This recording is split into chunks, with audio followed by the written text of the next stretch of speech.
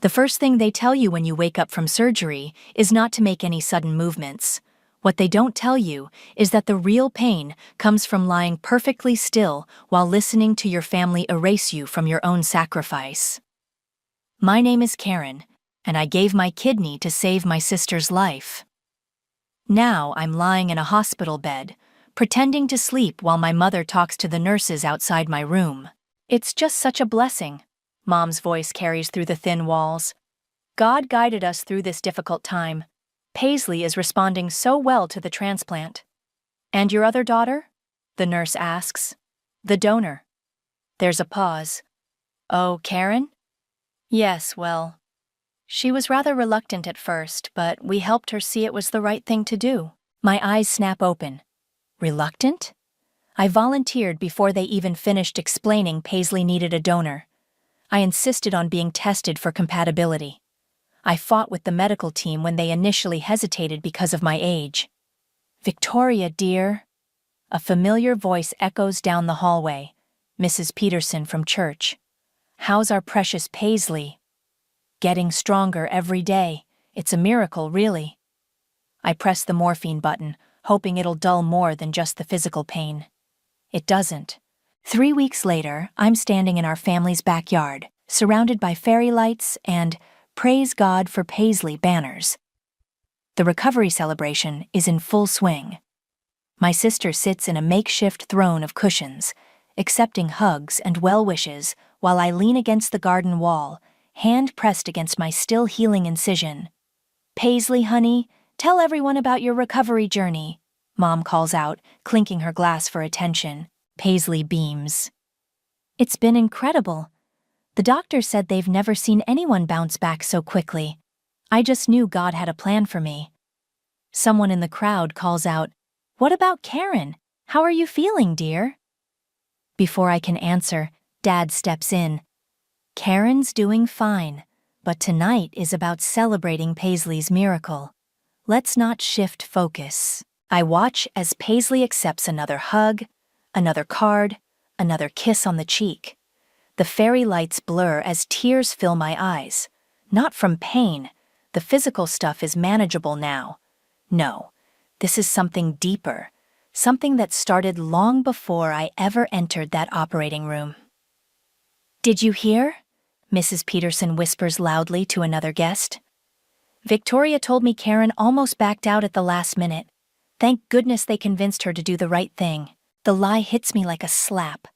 I look around the party, at my father leading another prayer circle, at my mother orchestrating the perfect photo opportunities, at Paisley soaking in the attention. Not one of them looks my way. Not one of them sees me slip through the gate. I walk away from my own house, still wearing the blue dress Mom insisted I wear to look presentable for the party. The dress that carefully hides my scar, the only proof I have that I wasn't reluctant, that I didn't hesitate, that I gave part of myself to save my sister. My phone buzzes. A text from Mom. "Where are you? The photographer wants a family photo." I don't reply. Instead, I keep walking, each step taking me further from the fairy lights and closer to something else. Freedom, maybe, or just the space to breathe without someone else's narrative suffocating me.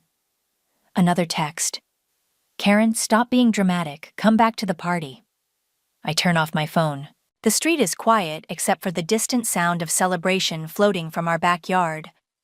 I touch my side again, feeling the raised line of the incision through the thin fabric.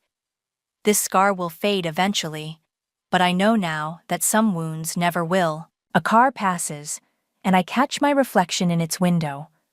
A ghost in a blue dress, invisible to her own family even while they celebrate the life she helped save. In that moment, standing alone on a suburban street while my family toasts my sister's miracle recovery, I make a decision. I won't be erased. I won't be rewritten. I won't be reluctant. That was 7 years ago. I haven't spoken to my family since that night. Sometimes people ask me if I regret walking away, if I miss them, if I ever think about reconciling. I always give them the same answer. I don't regret giving my kidney to save my sister's life. But I do regret letting them convince me that my sacrifice wasn't worth mentioning, that my pain wasn't worth acknowledging, that my story wasn't worth telling. Until now. And that's why we need to set boundaries, I say into the microphone, scanning the packed auditorium. Because sometimes the people who hurt us most are the ones who raised us. A sea of nodding heads. Someone sniffles. These moments still surprise me. How many others carry similar wounds? Thank you, Karen, for sharing your story, the moderator says. Your book, The Silent Gift, has clearly touched many lives. The Q&A session runs long, as it always does. People line up to share their own stories of family trauma, of sacrifices unacknowledged, of healing. I sign books until my hand cramps, meeting each person's eyes, really seeing them. Maeve appears at my shoulder, phone in hand. We need to wrap this up. Just a few more, I say, but she shakes her head. Karen, there's a situation. Your parents are at your house. The Sharpie slips from my fingers, leaving a black streak across the title page. What? Security called. They're refusing to leave until they speak with you. My chest tightens. 7 years of silence, and now they show up at my door? Tell them I'm not available. They're saying it's about Paisley, that it's urgent. Of course it is. It's always about Paisley. 40 minutes later, I'm standing in my own driveway, watching my parents climb out of their Mercedes. Mom looks older, more fragile. Dad's hair has gone completely white. They feel like strangers wearing familiar faces. Karen? Mom steps forward, arms outstretched. I take a step back. Why are you here? Dad clears his throat. Can we go inside? This is a private matter. No. The word comes out sharp, definitive. Whatever you need to say it here. Mom's eyes dart around, probably checking if the neighbors are watching. Some habits never change. It's Paisley. The kidney. It's failing. The world doesn't stop. Birds keep singing. Traffic continues in the distance. I keep breathing. She needs another transplant? My voice sounds distant, even to me. No, Dad says quietly. It's more complicated. There's a new treatment, experimental. But it's expensive. Very expensive. And you need money. The pieces click into place. Not just money, Mom wrings her hands. Your influence, your platform. If you could speak about it, rally your followers. I laugh. I can't help it. The sound echoes off the houses, harsh and hollow. You want me to use my success, the career I built talking about healing from family trauma, to help the very people who caused that trauma? We're still your family, Dad says, despite everything. Despite everything? My voice rises. Despite telling everyone I was reluctant to donate. Despite making Paisley's recovery all about you. Despite never once acknowledging what I gave up? You're being dramatic again, Mom sighs. We thanked you. Paisley wrote you a lovely note. I turn on my heel, walk into the house. Behind me, I hear them calling my name, but I don't stop until I reach my office. The bottom drawer of my desk holds a box of memories I never look at. Inside, beneath old photos and hospital bracelets, is an envelope. The note inside is short, written on expensive stationery. Thanks for the kidney. Hope you feel better soon. P. Not even my sister's full name. No date. No real acknowledgement. Just 12 words that somehow managed to say nothing at all. I walk back outside where my parents are still waiting. How much does the treatment cost? Hope flickers across Mom's face. 2 million. But with your influence, we could fundraise. I have the money, I cut her off. I could write the check right now. Oh, Karen. Mom steps forward again. I knew you'd do the right thing. You've always had a good heart, despite... I said I could, not that I would. I hold up the note. This is all I ever got from Paisley. 12 words. 7 years of silence. And now you want me to save her again? She's your sister, Dad pleads. No, I say quietly.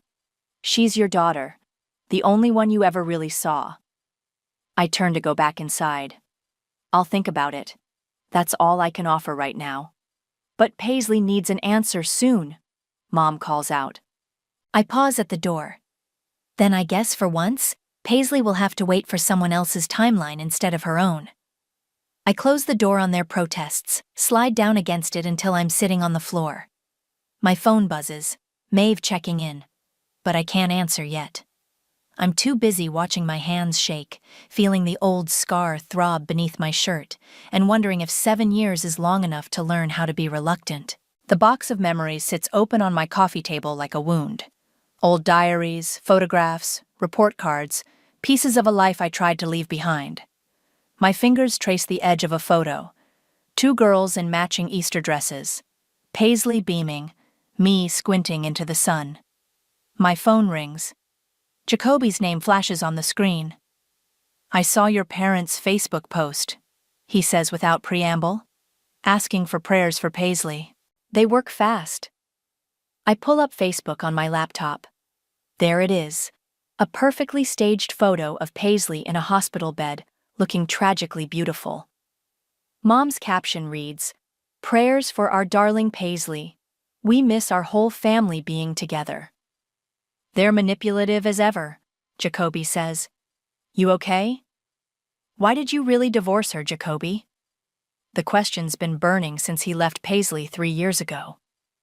The official story was growing apart, but he's quiet for a moment. Remember Tommy Martinez from high school? The boy who got expelled for stealing? Yeah. Paisley told me years later she was the one who took the money from the school fundraiser.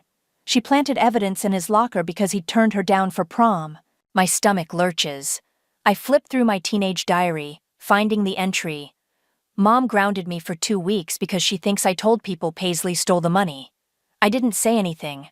Why doesn't anyone ever believe me? There's more, Jacoby continues. That promotion she got at work? She fabricated emails to make her competitor look incompetent. The car accident last year? She was texting but blamed the other driver. It's like, she can't exist unless she's standing on someone else's ruins. I close my eyes, memories flooding back. When we were kids, she broke Mom's favorite vase, told them I did it because I was jealous of her ballet recital. I had to skip my friend's birthday party to learn responsibility. Classic Paisley. Jacoby sighs. Look, I'm not saying don't help her. But whatever you decide, know that nothing's changed. She's still the same person who let you take the fall, who minimized your sacrifice, who told everyone I was reluctant to donate. I finish. Yeah, I know. After hanging up, I dive deeper into the box. A newspaper clipping catches my eye. Local Teens Miracle Recovery. The article mentions my donation in one line, buried in the 6th paragraph. My phone pings with a text from Maeve. Have you seen their latest post? Another Facebook update. Our hearts ache for our daughters. One fighting for her life. One distant. Prayer warriors needed. The comments pour in. Praying for reconciliation. Family should stick together. Karen needs to forgive and forget. My hands shake as I pick up my old diary again. An entry from the day before the surgery catches my eye. Mom asked if I was sure about the donation. I said yes immediately. She looked disappointed, like she wanted me to hesitate. Later, I heard her on the phone with Aunt Sarah. Of course Karen's doing it. What kind of person would she be if she didn't? Another memory surfaces. Paisley's Sweet 16 party. I spent weeks helping Mom plan it, but when the day came, I had a fever of 102. Mom made me serve cake anyway. Don't ruin this for your sister, she'd whispered. Stop being so needy. I reach for my phone, scrolling through contacts until I find Brendan's number. We dated briefly before the surgery, before I disappeared from my old life. He's a journalist now, known for hard-hitting human interest stories. Karen? He sounds surprised. It's been years. I have a story for you, I say, about organ donation, family manipulation, and the cost of being erased. This is about the Facebook posts, isn't it? Your family's fundraising campaign? It's about much more than that. How do you feel about exposing toxic family dynamics to a national audience? He's quiet for a moment. You know this could get messy. It's been messy for 20 years. I'm just finally ready to clean it up. As if on cue, my phone buzzes with a text from Paisley. The first direct contact in 7 years. I know you're angry, but don't blow this out of proportion. You've always been sensitive. Mom and Dad are just trying to help me. Isn't that what family does? I stare at the message, feeling that familiar pressure to shrink, to accommodate, to disappear. But not this time. This time, I have receipts. This time, I have a voice. This time, I'm writing the story. Brendan, I say into the phone, how soon can you meet? Brendan hasn't changed much in 7 years. Same intense eyes, same habit of tapping his pen against his coffee cup when he's thinking. We're sitting in a private room at my publisher's office, surrounded by the evidence I've collected. This is thorough, he says, leafing through my documentation. Hospital records, diary entries, social media posts, emails. You've kept everything. When no one believes your truth, you learn to keep proof. He picks up Paisley's thank you note. 12 words. That's all you got? More than I got from my parents. I slide him a folder. Here's every public statement they've made about the transplant. Notice how they never mention me by name? It's always the donor or her sister. And now they want your money and influence. He shakes his head. How much are they trying to raise? 2 million, but that's not including the social media campaign they're running. I pull up their latest post, a throwback photo of Paisley and me as children, captioned, "Missing our girls together, prayer circle tonight at First Baptist." Brendan's pen taps faster. You want to expose them? Not directly. No names, no specific locations. Just enough details that anyone who knows will know. And anyone who's lived it will recognize their own story, he finishes. But Karen, this could backfire. Your family could sue for defamation. Let them try. Truth is the ultimate defense, remember? I gesture at the evidence. Everything here is documented. His phone buzzes. A news alert. He shows me the screen. Local church rallies around ailing daughter. Community unites in prayer and fundraising. They're going full force with the publicity, he observes. They always do. Paisley gets sick, everyone rallies, miracles happen. It's their favorite story. And you're the unnamed supporting character. Not this time. I pull out one last folder. These are statements from other organ donors. People who've been erased from their own sacrifice. People whose families took their gift and turned it into someone else's miracle. Brendan reads through them, his expression darkening. This is bigger than just your story. Exactly. That's why it needs to be told. He's quiet for a long moment, still tapping that pen. We'll need to be careful, strategic. The article can't come from me. I'm too easily connected to you. I know someone, I say. A freelancer who specializes in medical ethics stories. She's credible, independent, and willing to take on the potential backlash? For the right story, absolutely. My phone vibrates, a voice message from Paisley. I put it on speaker. Karen, Mom told me you're being difficult about helping with the treatment. I get that you're still holding on to old hurts, but this is literally my life we're talking about. Don't make this about your issues. You've always been so good at making everything about you. Brendan's pen stops tapping. Jesus. That's Paisley, I say quietly, always twisting the knife while playing the victim. We'll need to move fast, he says, before their fundraising campaign picks up more steam. I nod, pulling up my calendar. I have speaking engagements lined up for the next 3 months. Perfect platform for when this hits. You've really thought this through. 7 years of silence gives you time to plan. He starts gathering the documents. I'll contact the freelancer tonight, but Karen. He pauses. Are you ready for the fallout? This won't just expose them. It'll expose you too. All your pain, all your anger. I've been exposed my whole life, I say. The difference is, this time I'm choosing how and why. My phone buzzes again. A text from Mom. Prayer circle starting soon. Pastor Dave asked about you. Said sometimes pride keeps us from doing God's will. I show it to Brendan. See? They're already setting the narrative. Poor, proud Karen, too bitter to help her dying sister. Then let's tell the real story. He stands, clutching the folders.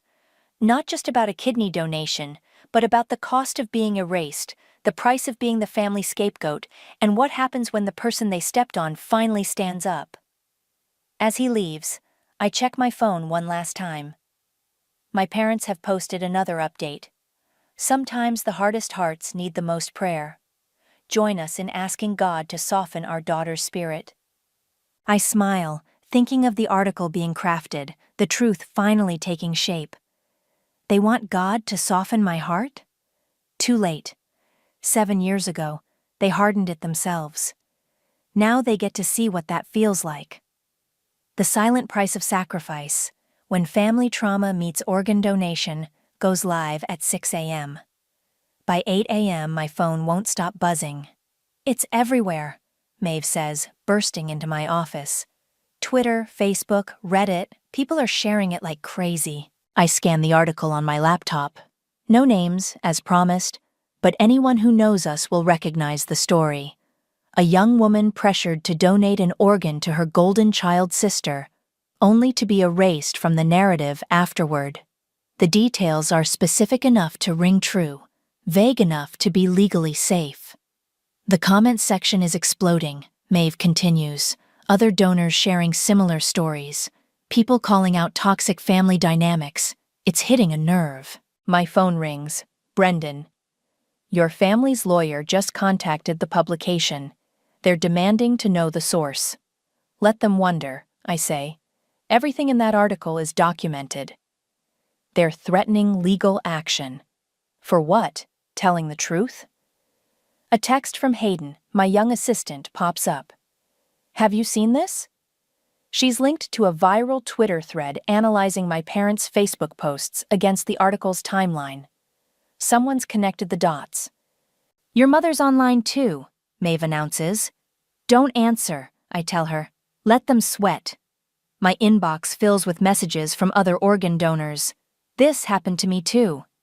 My family did the same thing. Thank you for giving us a voice. Then comes the email from my father. Karen, we know this article is your doing. How dare you air family business publicly? Your sister is fighting for her life while you play victim. If you ever had any love for this family, you'll help us get this taken down. Dad. I forward it to Brendan. More evidence. Holy shit, Maeve says, staring at her phone. Someone found your old high school newspaper.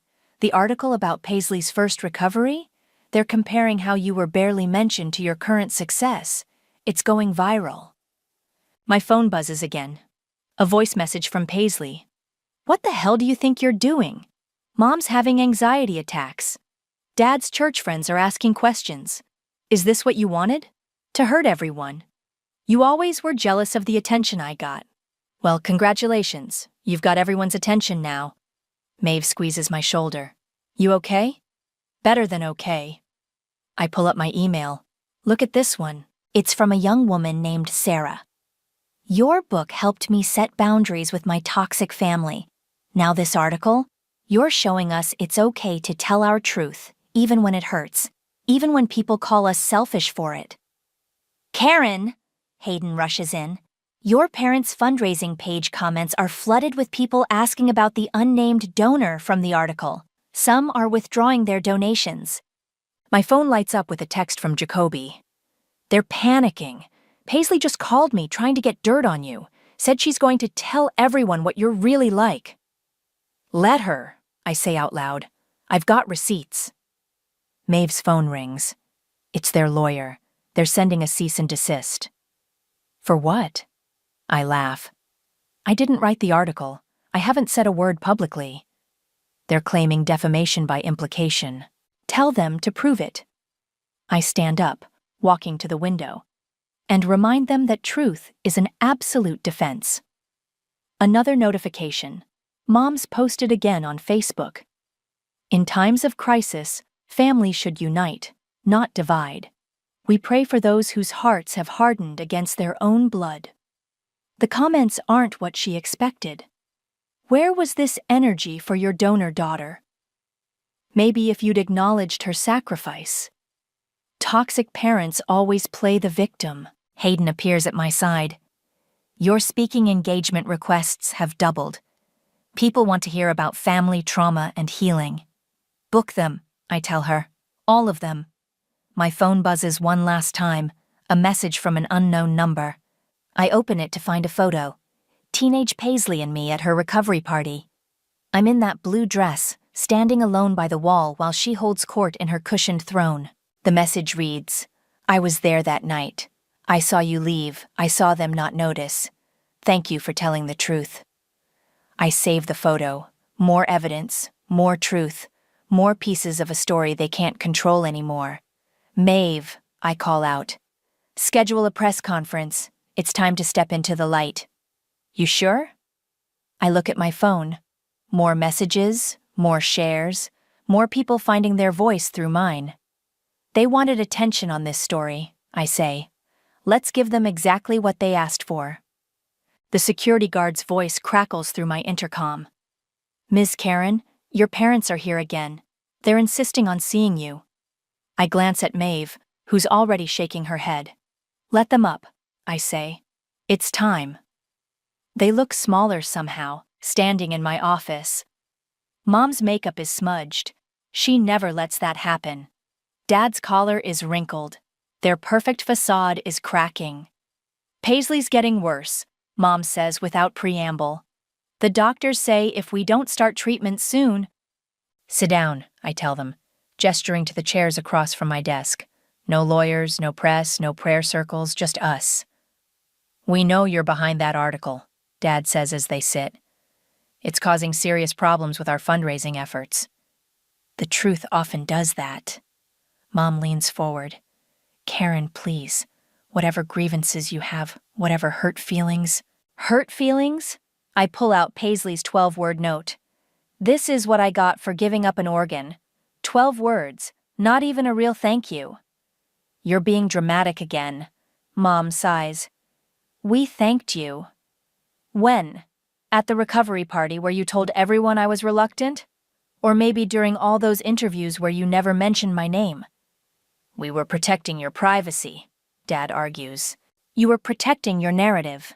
I open my laptop, turning it to face them. I have every article, every social media post, every public statement you've made about Paisley's miracle recovery. Want to know how many times you acknowledged my role? 3. All in passing, all minimizing what I did. That was years ago. Mom waves her hand dismissively. Why can't you let it go? Because you're still doing it. I pull up their recent Facebook posts. Look at these. Pray for our daughter. Singular. God's plan for Paisley. You're still erasing me. We're trying to save your sister's life. Dad's voice rises. Is your pride worth more than that? My pride? I stand up slowly. I gave her my kidney without hesitation. I endured surgery, recovery, pain, all while watching you turn my sacrifice into her miracle. And now you want me to do it again? The treatment costs $2 million, Mom says quietly. You have that money. You have the influence to raise even more. You could save her. I could, I agree. But first, I want something from you. They exchange glances. What? The truth. Publicly. On the same social media where you've been painting me as the prodigal daughter, I want you to admit everything. How you pressured me, erased me, used me. That's ridiculous, Mom sputters. We can't. Then Paisley can't have my money. God forgave you, Dad says, pulling out his final weapon. Why can't you move on? The laugh that escapes me is cold, even to my own ears. I did move on. That's why I'm not the one dying. Mom gasps. Dad stands up. How dare you? No. How dare you? I cut him off. You come to my home, demand my money, try to manipulate me with guilt and God, and still can't acknowledge what you did. We did nothing wrong, Mom cries. We were trying to save our daughter. I was your daughter too. The words hang in the air between us. But you forgot that a long time ago. What do you want us to say? Dad asks, deflating. That we're sorry? Fine, we're sorry. Not to me. To everyone. The same audience you've been performing for all these years. Tell them the truth about the reluctant donor who wasn't reluctant at all. You're blackmailing us, Mom realizes. Your own sister's life for what? Public humiliation? For the truth? Something you've never been good at. They sit in silence, the weight of my ultimatum pressing down on them. Finally, Dad speaks. And if we do this, you'll help Paisley? I'll consider it. That's all you get right now. Consider it? Mom stands up, shaking. She could die while you're considering it. Then I suggest you start typing that Facebook post quickly. They leave without another word, but I know they'll do it. They have no choice. Paisley's life means more to them than their pride, just like it did 7 years ago when they used mine to save her. My phone buzzes, a message from Maeve. You okay? I touch my side, feeling the familiar scar through my shirt. I'm not the one who needs to be okay anymore.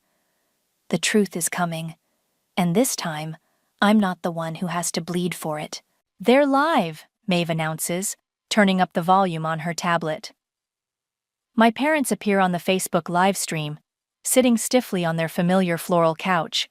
Mom's wearing her best church dress. Dad's got his pastor face on. We've come to make a confession, Dad begins, reading from what looks like a prepared statement. 7 years ago, our daughter Paisley received a life-saving kidney donation from her sister Karen. Mom dabs at her eyes with a tissue. We didn't handle it well. We minimized Karen's sacrifice. We let people believe she was reluctant when she wasn't. The comments start flooding in. Finally, the truth comes out. Where is Karen now? Karen volunteered immediately, Dad continues. She never hesitated. We were the ones who created that narrative, and we were wrong. I watch the viewer count climb. Thousands now. The story's spreading. We're asking for Karen's help again, Mom says, her voice breaking. And we understand why she's hesitant. This time, we're the reluctant ones. Reluctant to admit our mistakes, to face our failures as parents. My phone buzzes. Brendan. You seeing this? Every word, I text back. The comments keep coming. This explains that viral article. No wonder she left. Parents of the Year. I open my laptop and start typing. It's time for my response. To those who've been following my family's story, I begin, posting on my professional page. Yes, I was the unnamed donor in the recent viral article. Yes, those were my parents on Facebook Live just now. And yes, everything they said is true, though it took the threat of losing their golden child to admit it. Within minutes, my post explodes. The shares multiply. My inbox floods. Then comes Paisley's text. Are you happy now? You've humiliated them. You've won. Will you help me now? I don't respond. Instead, I post again. To honor the truth finally being told, I'm announcing a $2 million donation, not to one person, but to establish the Forgotten Donors Foundation, supporting organ donors who've been erased from their own stories. Because every gift deserves acknowledgement. Every sacrifice deserves respect. My phone rings. Mom. I let it go to voicemail, then Dad, then Paisley. Maeve bursts in. The foundation announcement is going viral. Major news outlets are picking it up, and look at this. She shows me her phone. Jacoby has posted screenshots of old text messages from Paisley. Karen's always been so dramatic about the kidney thing, like, we get it, you helped. Move on already, such a martyr complex. The timestamps show these messages were sent just weeks after the surgery. My parents' Facebook Live comments section explodes with new outrage. Their carefully crafted confession crumbles under the weight of Paisley's own words. Another post from me. I'm not angry anymore. I'm not even hurt. I'm just done being silent, done being erased, done watching others be erased. This foundation isn't about revenge, it's about recognition. The responses pour in. You're an inspiration. Thank you for speaking up. Where can we donate to the foundation? Then comes the final blow. A post from my niece, Paisley's daughter. Mom always said Aunt Karen was jealous. Now I know the truth. She wasn't jealous. She was just done being invisible. My phone lights up with a voicemail from Mom. How could you? We did what you asked. We humiliated ourselves. And now you're giving away the money that could save your sister? To strangers? I save the message. More evidence. More truth. Maeve touches my shoulder. The foundation website just launched. Donations are already coming in. People want to help. Good, I say, standing up. Because this was never about the money. It was about the story. Who gets to tell it? Who gets to control it? Who gets to be seen? And now? I look at my phone. More messages, more shares, more truth spreading like wildfire. Now we help other donors tell their stories. We make sure no one else gets erased. A final text comes through from Paisley. I hope you're satisfied. You've destroyed everything. No, I type back, my first direct response in 7 years. I just stopped letting you destroy me. I turn off my phone and face the window, touching my scar through my shirt. Outside, reporters are gathering. They want statements, interviews, more details. This time, I won't be silent. This time, I won't be invisible. This time, I'm telling the story, not just mine, but every donor who's ever been erased. And this time, everyone's listening.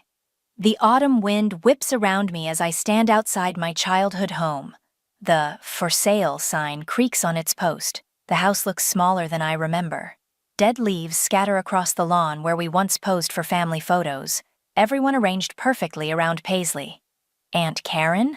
I turn to find my niece Emma standing at the gate. She's 17 now, tall and graceful like her mother, but there's something different in her eyes. Something clearer, more honest. I saw your car, she says. Mom's in the hospital again. They're trying alternative treatments. I know. The Forgotten Donors Foundation has been tracking cases like Paisley's. How are you holding up? She steps closer, hugging herself against the cold. Can we talk? Really talk? We walk to the old park down the street. The swing set where Paisley used to practice her gymnastics routines is rusty now. Mom was always jealous of you, Emma says suddenly, even before you got successful. She used to say you thought you were better than everyone else, but... She pauses. I found her old diaries last week. She wrote about how you were the smart one, the strong one, how she had to work twice as hard to keep everyone's attention on her. I let that sink in. All these years I thought I was the jealous one. The foundation helped another donor last week, I tell her. A woman who gave her liver to her brother. Her family threw a party for him and didn't even invite her. Like your recovery party. Emma's voice is quiet. Grandma finally told me about that night. How you left and no one noticed for hours. My phone buzzes. A text from Maeve. The Today Show wants you for their Women Making Change segment. Your book helped me, Emma continues. Not just the new one about the foundation, but the first one too. About setting boundaries, finding your voice. Is that why you moved in with your dad? She nods. Mom said I was betraying her, just like you did. But I wasn't betraying anyone. I was just choosing myself. Another buzz. Mom's number. I decline the call. They're saying the new treatment isn't working, Emma says. Mom keeps asking why you won't help, but that's not really the point, is it? What do you think the point is? She looks at me directly. That you already helped. That you gave enough. that maybe it's time for someone else to give for a change. My phone lights up again. A notification from the Foundation's app. Another donor has shared their story. Another voice refusing to be erased.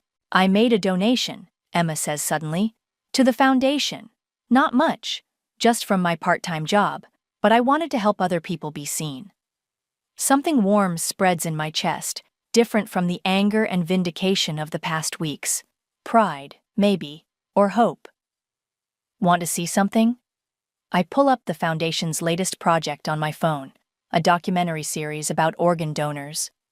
We're telling their stories, all of them, the good and the bad, the acknowledged and the erased. Emma watches the trailer, her eyes widening. Is that why you came back here? For filming? No. I look back at the house. I came to say goodbye. To the person I was when I lived there. To the silence they taught me to keep. And to donate the house proceeds to the Foundation? I smile. She's sharp, this niece of mine. The money will help a lot of people find their voice. My phone buzzes one last time, a message from Jacoby. Paisley's asking for you, says she has something to say. Are you going to go? Emma asks, reading over my shoulder. No. I stand up from the swing.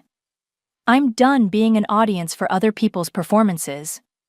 What will you do instead? I show her the Foundation's upcoming events page.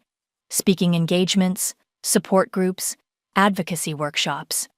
I'm going to keep helping people tell their stories, the real ones, not the pretty versions others want to hear.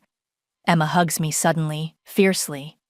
I'm proud to be your niece, she whispers. Walking back to my car, I pass the for sale sign again. The house looks different now, not smaller, just irrelevant. Like a stage set from a play I'm no longer performing in. They told the world I was reluctant. Now I finally am. Reluctant to forget, to forgive, and to disappear. But mostly, I'm reluctant to let anyone else disappear either.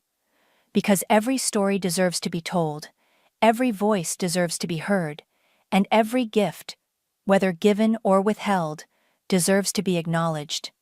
Even if some people don't want to hear it. Especially then.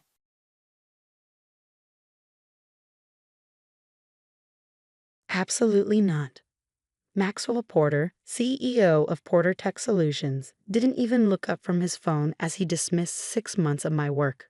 My carefully prepared presentation still glowed on the conference room screen, showing colorful mock-ups of an app that could revolutionize how people manage their mental health. But the market research shows. I started. Olivia, he cut me off, finally glancing up. We're a business software company. We make accounting programs and inventory management systems. We don't do consumer apps, especially not some. He waved his hand dismissively. Therapy thing. I gripped my laptop tighter, fighting to keep my voice steady. The mental health app market is projected to reach $3.9 billion by next year. This could open up an entirely new revenue stream for Porter Tech. And what do you know about revenue streams? Maxwell's smile was cold. You're a junior developer. You've been here what, 2 years? 3 years, I corrected, and I've contributed to every major project since. Actually, he interrupted again. That's something we need to discuss. He pressed a button on his desk phone. Send in Helen from HR. My stomach dropped. I knew that tone. I'd heard it last month when they laid off half the QA team. Helen Barnes bustled in, carrying a folder and wearing her practiced HR smile. The one that never quite reached her eyes. Olivia, she said warmly, as if she hadn't just been summoned to help destroy my career. Please sit down. I remained standing. What's this about? Maxwell leaned back in his chair, suddenly looking almost pleased. In light of recent budget constraints and your, let's call it unauthorized use of company time to develop this app idea, we're making some changes to your role. Helen opened her folder. We're offering you a position as front desk receptionist. Same benefits, though naturally there will be an adjustment to your compensation. The rest of her words faded into background noise as I processed what was happening. They were demoting me, from software developer to receptionist, because I dared to pitch an idea outside their narrow vision. This is ridiculous, I managed. I'm a developer. I have a master's in computer science from MIT. Then you should be more than qualified to handle the booking system, Maxwell smirked. The alternative, of course, is termination. Your choice. I thought about my apartment rent, my student loans, the current tech job market. I couldn't afford to be unemployed, not now. When do I start? My voice sounded distant, even to myself. Monday, Helen said brightly. I'll email you the new job description. We'll need your developer credentials and access cards by end of day. That evening, I sat in my tiny studio apartment, surrounded by empty takeout containers and self-pity. My laptop screen showed the app mockups I'd spent months perfecting. Mindspace, a revolutionary platform combining AI-driven therapy tools with peer support networks and professional resources. I'd gotten the idea after watching my best friend Kate struggle to find affordable therapy during the pandemic. The existing apps were clunky, impersonal, or prohibitively expensive. I knew I could build something better. My phone buzzed. Speaking of Kate, I'm going to kill him, she declared when I told her what happened. Actually murder him. With his unpretentious Italian leather shoes. I managed a weak laugh. Pretty sure that won't help my career prospects. Neither will letting them demote you to receptionist. You're brilliant, Liv. Your app idea is brilliant.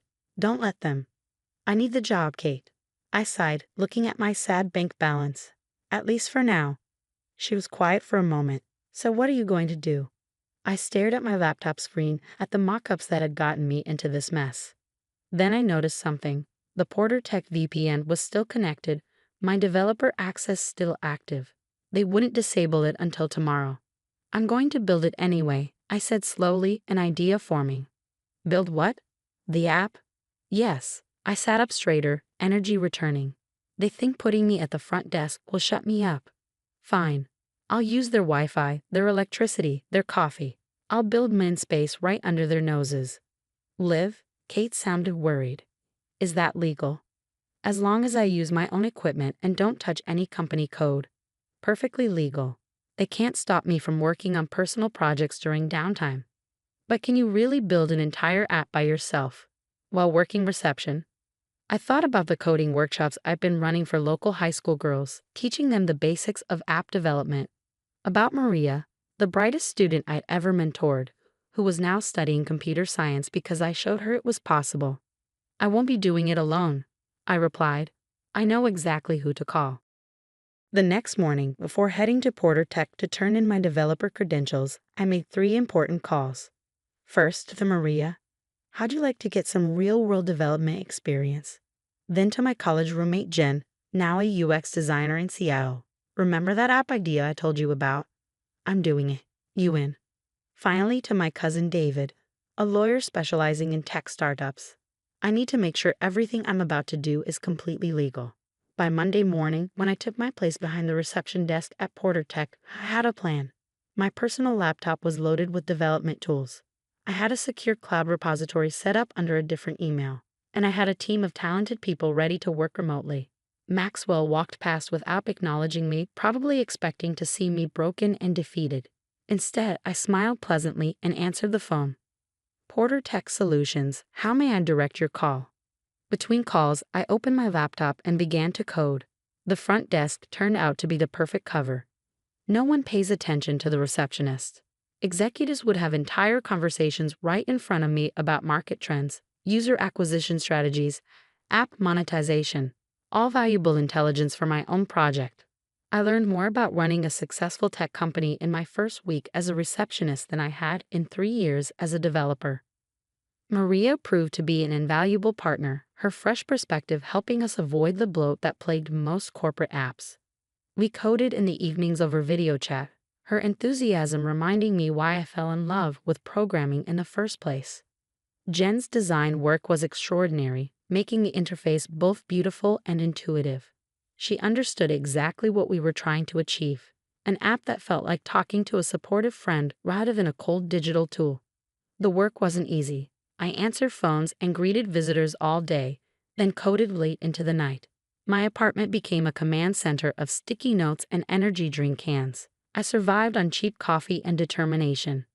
But slowly, Mindspace began to take shape. 1 month into my demotion, I overheard Maxwell talking to the head of marketing about their struggling attempts to reach younger users. I made notes and adjusted our strategy accordingly. 2 months in, a board member complained about the company's outdated UI design. I sent screenshots to Jen, who incorporated the latest design trends into our app. 3 months in, I had a working prototype. The AI algorithms were learning, the peer support network was functioning, and our first round of beta testers, recruited carefully from outside the tech industry, were providing valuable feedback. I was exhausted but exhilarated. This was more than revenge now. This was about creating something that could genuinely help people. Then came the day that almost ruined everything. I was deep in code, fixing a bug in the notification system, when a shadow fell across my desk. I looked up to find Helen from HR, wearing that same practiced smile. "Olivia, what are you working on?" I kept my face neutral, thanking every deity I could think of that my screen was angled away from her. "Just organizing my personal emails during lunch break." She nodded, but her eyes narrowed slightly. "Remember, all computer use must be related to your reception duties." Of course, I smiled back. "I'll get right back to the visitor log." That night, I called an emergency team meeting. "We need to be more careful," I told Maria and Jen over video chat. "And we need to move faster. The longer this takes, the more chances they have to shut us down." "The core features are almost ready," Maria reported. "We could launch with those and add the advanced stuff later." Jen shared her screen, showing our latest analytics. Beta user engagement is off the charts. People love it. Live. They're already asking when they can share it with friends. I took a deep breath, looking at the progress we'd made. We were so close. We couldn't fail now. "Okay," I decided. "Let's set a launch date, 1 month from today." As I ended the call, a notification popped up on my screen, an email from the App Store review team. Our initial submission had been approved. Mindspace was ready for release whenever we gave the word. I glanced at my Porter Tech employee badge at the photo taken 3 years ago when I still believed in the company's mission. In 1 month, everything would change. I just had to keep my cover for a little longer. With 1 month until launch, everything that could go wrong did. First, Porter Tech installed new monitoring software on their Wi-Fi network. I discovered this when Gary from it stopped by the front desk, wearing his usual friendly smile.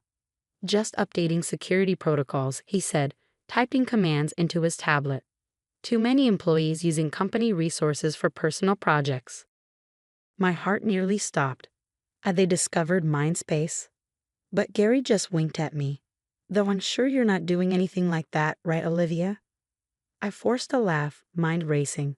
I'd need to route all development traffic through a secure VPN now. More carefully, more slowly. Time we didn't have. That evening, during our team video call, Maria had more bad news. "There's a bug in the peer support matching algorithm," she reported, sharing her screen to show lines of problematic code. "It's not properly filtering inappropriate content. If we launch like this, we'd be putting vulnerable users at risk." I finished, rubbing my tired eyes. How long to fix it? At least 2 weeks of dedicated work. 2 weeks we didn't have. But we couldn't launch with broken safety features. Mindspace was meant to help people, not harm them. Then Jen spoke up, her voice hesitant. "There's something else. A new mental health app just launched, called MindMender." She sent us the link. My stomach dropped as I scrolled through their website. The interface was different, but the core concept was eerily similar to Mindspace. "How is this possible?" Maria asked. "Did someone leak our idea?" I thought back to all the conversations I'd overheard at the front desk, all the executives who'd walked past while I was coding. "No," I said slowly, "but Porter Tech's offices are full of people who saw my presentation." The next day, I paid closer attention to office gossip. It didn't take long to confirm my suspicions. Maxwell Porter's nephew had just launched a startup, a mental health app startup. They hadn't just rejected my idea. They'd stolen it. During lunch break, I did some digging. MindMender had raised $2 million in seed funding. Their launch was being covered by major tech blogs. And their founder, James Porter, was being hailed as a visionary entrepreneur. I wanted to scream. Instead, I called David my lawyer cousin. "Can they do this?" I demanded. "Just steal my idea. Ideas aren't copyrightable," he reminded me gently, "unless you can prove they used your actual code or designs." Which I can't, because they just took the concept. I slumped in my chair. "So what do I do?" "Build something better," he said simply. You've been working on this for months. You understand the problem deeper than someone who just copied an idea. Use that." He was right. MindMender was sleek but superficial. Their AI responses were generic. Their peer support system was basically just a chat room. They'd built what they thought people wanted, not what people actually needed. That night, I gathered the team. "Change of plans," I announced. "We're not rushing to launch anymore. We're going to take the time to do this right." We spent the next week refining every feature. Maria rebuilt the matching algorithm from scratch, making it smarter and safer. Jen redesigned the interface to be more intuitive, more human. I worked through lunches, stayed late after my reception shift, coded through weekends. My apartment became a cave of coffee cups and takeout containers. Kate started dropping off actual meals, worried I'd get scurvy. "You need to take care of yourself," she insisted. "Isn't that what your app is all about?" She had a point, so I started using MinSpace myself, testing each feature as we built it. The AI therapy tools helped me manage stress. The peer support network connected me with others building startups while working day jobs. Slowly, something unexpected happened. Watching MindMender succeed stopped feeling like failure. Instead, it clarified our mission. We weren't just building an app anymore. We were building a community, but corporate espionage wasn't done with us yet. One morning, about 2 weeks before our new launch date, I arrived at work to find someone had been through my desk. Nothing was obviously missing, but things were slightly out of place. My laptop's position had shifted by a few inches. I checked the security footage from my phone's hidden camera, installed after Helen's warning visit. At 3 a.m., a figure had entered the lobby using an executive key card. They'd spent 20 minutes going through my desk drawers. The image was grainy, but I recognized the way they moved. James Porter, the MindMender founder, Maxwell's precious nephew. They were getting nervous. That night, I moved all our code to a new repository, changed every password, and activated two-factor authentication on everything. Then I did something risky. I left my work laptop in my desk drawer, with a special surprise installed. Sure enough, the next night, James returned. This time, my hidden camera caught him copying files from my laptop onto a USB drive. What he didn't know was that the files were decoys. Fragments of code that looked like MindSpace but wouldn't actually work. And buried in those fragments was a digital signature, proof that he tried to steal our work. Insurance, just in case. But we still had bigger problems. The deadline was approaching, and our budget was running dangerously low. We'd been funding everything ourselves, my savings, Jen's freelance work, Maria's tutoring money. Then came the investor call that changed everything. I was manning the front desk, trying to fix a bug in our notification system, when a woman walked in. Early 50s, sharp suit, the kind of confident presence that made everyone else in the room sit straighter. "I have an appointment with Maxwell Porter," she announced. I checked the calendar. "Dr. Sarah Chen. From Horizon Ventures?" She nodded, and I felt my heart skip. Horizon Ventures was one of the biggest players in health tech investment. As I called up to Maxwell's office, I noticed Dr. Chen glancing at my laptop screen. I quickly minimized my code window, but not before she raised an eyebrow. "Interesting architecture," she commented. "Building something." Before I could respond, Maxwell burst out of the elevator, all smiles and handshakes. "Sarah, wonderful to see you. Let me tell you about some exciting opportunities." They disappeared into the conference room, but not before Dr. Chen gave me a final, thoughtful look. That afternoon, after they finished their meeting, Dr. Chen stopped by my desk. "That looked like a therapy application you were working on," she said quietly, "with some unique security implementations I haven't seen before." I hesitated, then decided to take a risk. "Would you like to see more?" For the next 15 minutes, I showed her MindSpace, the learning algorithms, the sophisticated content filtering, the peer support network that matched users based on shared experiences rather than generic categories. "This is impressive," she said finally, "especially for someone working from a reception desk." She handed me her card. "Call my office tomorrow. Let's talk properly." That night, I barely slept. The next morning, I called Horizon Ventures from my lunch break. Dr. Chen didn't waste time with small talk. "Your app solves problems I didn't see addressed in your competitor's product. Problems that tell me you actually understand this market." "You mean MindMender?" I tried to keep the bitterness from my voice. "Ah," she paused. You know about that situation. James Porter has been pitching us for additional funding, but his numbers aren't good. User retention is abysmal. Turns out copying an idea isn't the same as understanding it. My heart raced. Are you saying? I'm saying I'd like to discuss investment, real investment, in a team that knows what they're doing. I gripped the phone tighter. Even though I'm just a receptionist? She laughed. Honey, I started my first company from my car while working as a parking attendant. I know potential when I see it. The meeting was set for the following week, but first we had a major problem to solve. That evening during our team call, I broke the news. We can't take investment while I'm still working here. It's a conflict of interest, possibly even a legal issue. So quit, Maria said, as if it was the simplest thing in the world, and risk them coming after us legally, claiming I developed it on company time. Actually, Jen interrupted, I have an idea about that.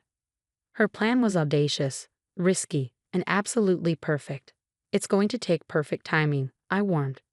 Maria grinned. When has that ever stopped us? We spent the next week preparing everything. Every detail had to be perfect, because we weren't just launching an app anymore. We were setting a trap. And Maxwell Porter was about to walk right into it.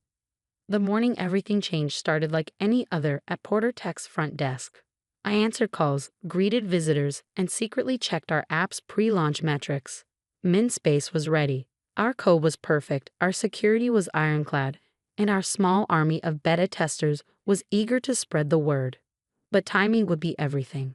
At exactly 9:15 a.m., right on schedule, James Porter stormed through the lobby, heading straight for his uncle's office. He didn't even glance at me, the invisible receptionist who had outsmarted him at every turn. I sent a quick text to Maria. Showtime. 10 minutes later, my phone buzzed with notifications. MindMender's App Store rating was plummeting. Hundreds of one-star reviews appeared within minutes, all with the same complaint. The app had crashed, deleting user data and exposing private messages. The bug we'd hidden in the code James stole was working perfectly. I could hear shouting from Maxwell's office. Through the glass walls, I saw James gesturing frantically at his laptop while Maxwell turned redder by the minute. At 9:30, Helen from HR hurried past my desk. A stack of papers clutched to her chest. She didn't notice that her security badge had slipped slightly, its reflection perfectly captured by my phone's camera. Another piece of evidence documented. At 9:45, Dr. Chen arrived for our scheduled meeting. I told her 10 o'clock, but as expected, she was early. Everything was proceeding exactly as planned.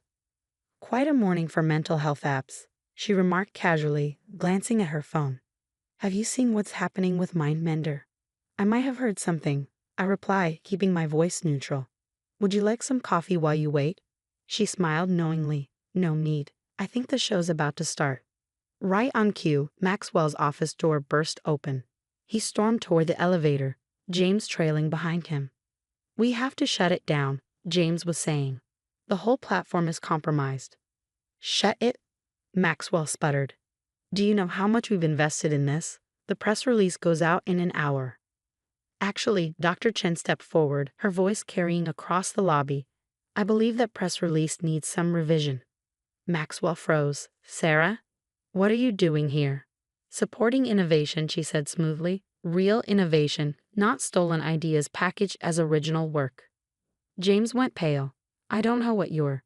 Save it, Dr. Chen cut him off. We have proof that MindMender's code was copied from another project. A project that was, ironically, developed right here in your building. She gestured to my desk, where my laptop screen now displayed MinSpace's interface, nearly identical to MindMender's, but with a creation date months earlier. Maxwell's face went from red to white. Olivia? I stood up, smoothing my receptionist's blazer. Surprise. The next few minutes were chaos. Maxwell shouted about betrayal and threatened lawsuits. James tried to delete files from his phone, not realizing we'd already documented everything. Helen emerged from HR, clutching termination papers that would never be filed. Through it all, Dr. Chen watched with quiet amusement. Finally, when Maxwell paused for breath, I spoke. Before you threaten any more lawsuits, I said calmly, you should know that everything, from my original pitch to James stealing my code, has been documented, including some interesting financial transactions between Porter Tech and MindMender that the SEC might want to examine. Maxwell's jaw clenched. What do you want? Simple. You're going to publicly acknowledge that MindMender was based on stolen intellectual property. You're going to shut it down. And you're going to stay out of my way while I launch the real thing. Or what? Dr. Chen stepped forward. Or Horizon Ventures will be very interested in discussing these documents with our friends at the Justice Department. The silence that followed was deafening. Then something unexpected happened. From the elevator, a slow clap began. Standing there was Gary from it, grinning broadly. I wondered how long it would take them to figure it out, he said, walking over. By the way, boss, you should know that Olivia's been running her development through a private VPN. Never touch the company network. Totally legal. I checked. Maxwell looked like he might explode. You knew about this.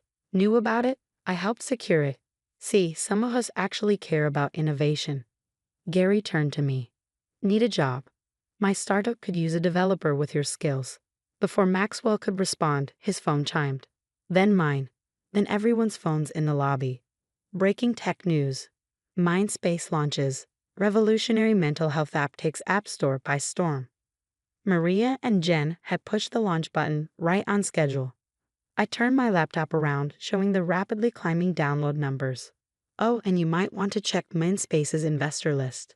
Dr. Chen isn't the only one who believes in original ideas. The names scrolled past: major venture capital firms, tech industry leaders, mental health professionals. We'd spent weeks quietly building support, preparing for this moment. Maxwell sank into a lobby chair, defeated. James was frantically texting, probably trying to salvage his reputation. Helen had disappeared back to HR, likely updating her resume. Dr. Chen touched my arm. Ready for that meeting now. I looked around the lobby one last time, at the desk where I'd spent 6 months coding in secret, at the security cameras that had documented everything, at the Wi-Fi router that had carried my app from idea to reality. Actually, I smiled. I have a better idea. Let's meet at my new office. I hear there's a tech startup looking to sublease Porter Tech's old space. 2 months later, I sat in what used to be Maxwell's office, now headquarters of Mindspace Technologies. Our app had passed 5 million downloads. Major healthcare providers were licensing our platform, and most importantly, we were actually helping people. Maria had joined full-time as our lead developer after graduating early. Jen had moved from Seattle to head our design team. Even Gary had jumped ship from Porter Tech, bringing his security expertise to protect our growing user base. Kate stopped by regularly, proud that her struggle had inspired something meaningful. Just promise me one thing, she said during one visit. Never get so successful that you forget why you built this. I pointed to the front desk visible through my office window. It was empty now, but I kept it as a reminder. That's why the desk stays, I told her. To remember that great ideas can come from anywhere, even from someone everyone else ignored. Porter Tech's stock had taken a hit after the MindMender scandal. Maxwell stepped down as CEO, though the press release called it a planned retirement. James had disappeared to some startup incubator in Singapore. But I didn't care about revenge anymore. We were too busy building something that mattered. My phone buzzed. A message from Dr. Chen. Our latest funding round had closed. The numbers made my head spin. As I looked out over the city skyline, the same view Maxwell used to enjoy, I opened Mindspace on my phone. Our mission statement shimmered on the screen. Everyone deserves to be heard. I thought about all the nights coding in secret, all the carefully laid plans, all the people who believed in us when we were nothing but an idea and some borrowed Wi-Fi. Sometimes the best revenge isn't destroying your enemies. It's building something so amazing that they're forced to watch from the sidelines, knowing they could have been part of it. My desk phone lit up, our new receptionist letting me know my next appointment had arrived. A young developer with an idea she wanted to pitch. Send her in, I said, clearing my schedule. After all, you never know where the next great idea might come from, even if it comes from someone sitting at the front desk, quietly changing the world.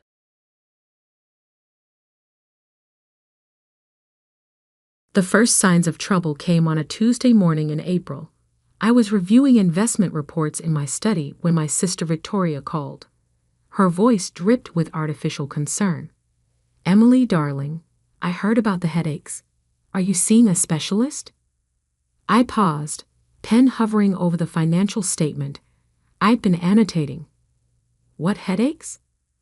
"Oh," Victoria's surprise sounded rehearsed. "Haven't you been experiencing terrible migraines? Everyone's worried sick. Mother mentioned you've been having dizzy spells too." This was news to me.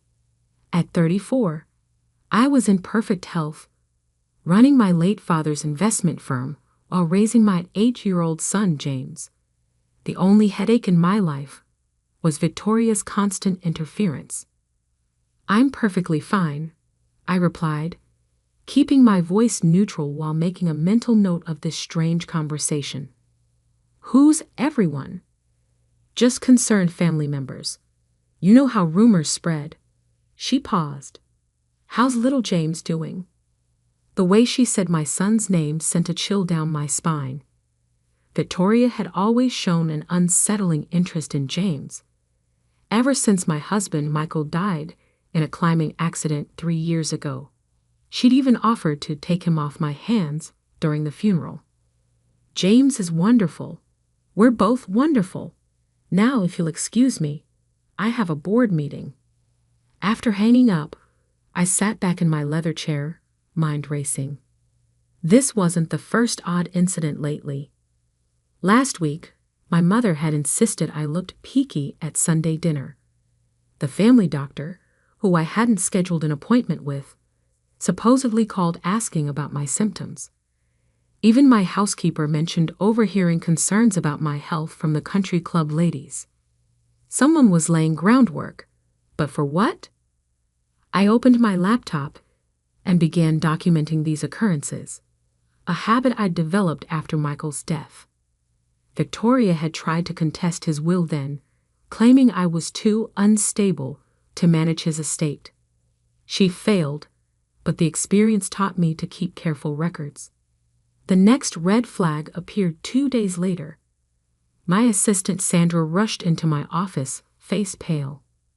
"Ms. Wilson, there's a Dr. Harrison here to see you.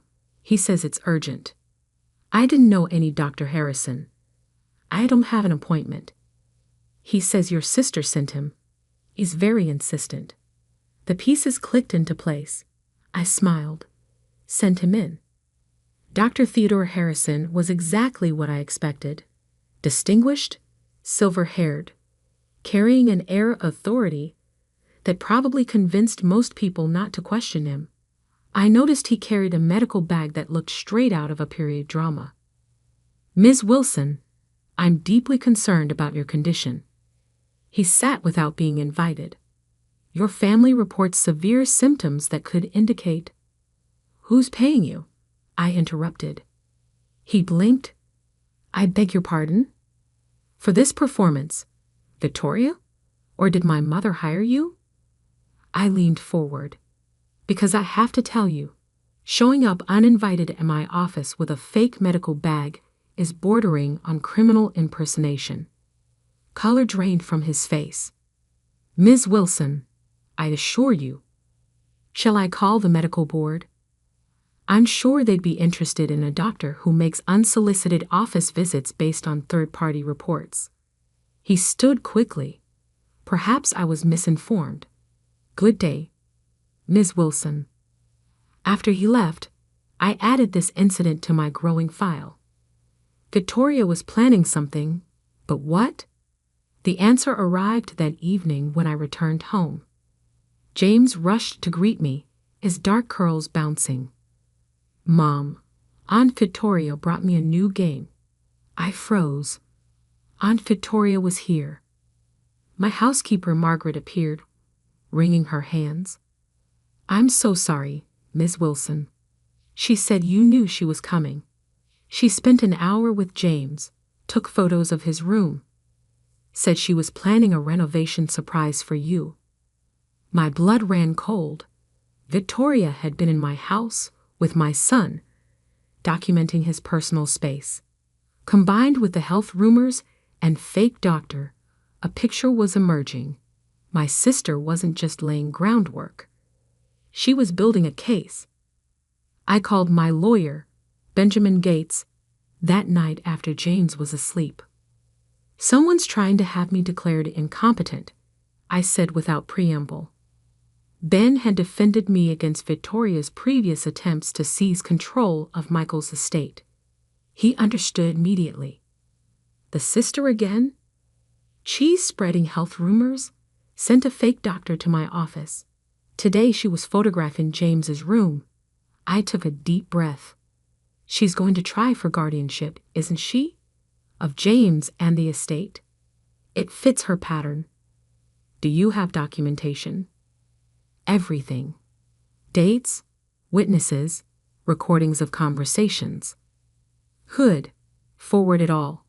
We'll file for a restraining order first thing. A crash from downstairs cut him off. Then James screamed. I dropped the phone and ran. The scene in our kitchen stopped my heart. James lay unconscious on the floor, a broken glass beside him. Margaret knelt nearby, checking his pulse. "He just collapsed," she cried. "I was getting his bedtime snack end." I never heard the rest. Something struck the back of my head, hard. As consciousness faded, I caught a glimpse of designer heels, Victoria's favorite Louboutins. "Sorry, sister dear." Her voice floated above me. "But you're just too sick to care for James anymore." Then darkness took me. I awoke to beeping machines and white walls. A hospital room. My head throbbed where I'd been struck. As awareness returned, panic set in. James. Where was James? I tried to sit up, but found my wrists restrained. A nurse rushed in. "Please calm down, Ms. Wilson. You're in good hands. My son is safe with his aunt. She's been granted temporary emergency guardianship given your condition." The pieces fell into place. Victoria had orchestrated everything. The health rumors, the fake doctor, the witnesses to my supposed instability.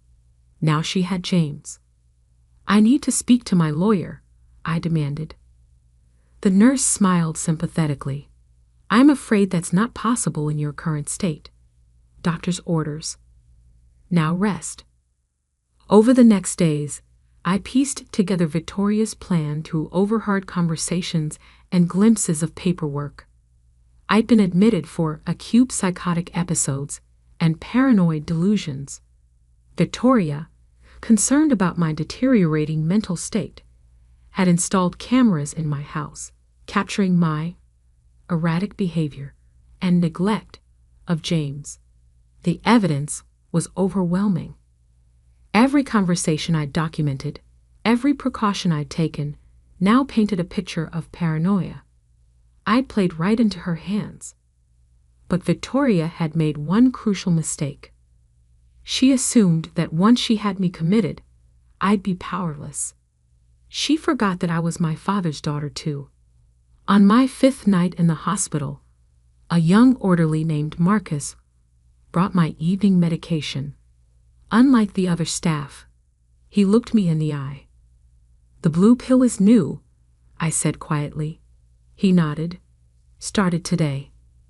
I smiled. I don't take medication without reviewing the literature first. Hospital policy allows me to refuse treatment. Marcus glanced at the door. "They'll force the issue." "They can try." I met his gaze. "How much does night shift pay here, Marcus?" He blinked. "Excuse me." "Because I can offer better." "Much better." 2 hours later, I was presumed dead from an allergic reaction to the new medication. Marcus, whose sister coincidentally worked in the morgue, helped facilitate my transfer to the funeral home. Victoria had taken my son, my company, my life. Now I would take everything from her, starting with my own funeral. I spent the next week in a safe house, monitoring Victoria's movements through the PI I'd hired. She worked fast, consolidating her control over my assets while playing the grieving sister. She moved James into her house immediately. The funeral was scheduled for Saturday at St. Michael's Cathedral. Victoria spared no expense, inviting hundreds of guests to witness her performance as the devoted sister tragically inheriting her unstable siblings' responsibilities. I watched the live security feed as guests arrived. Victoria held James's hand tightly, accepting condolences with practiced grace. My mother dabbed at dry eyes with a monogrammed handkerchief. Board members and business associates filed in, already courting Victoria's favor as the new head of Wilson Investments. The service began. Victoria approached the podium, champagne glass in hand for the final toast. Classic Victoria, turning a funeral into a celebration of her triumph.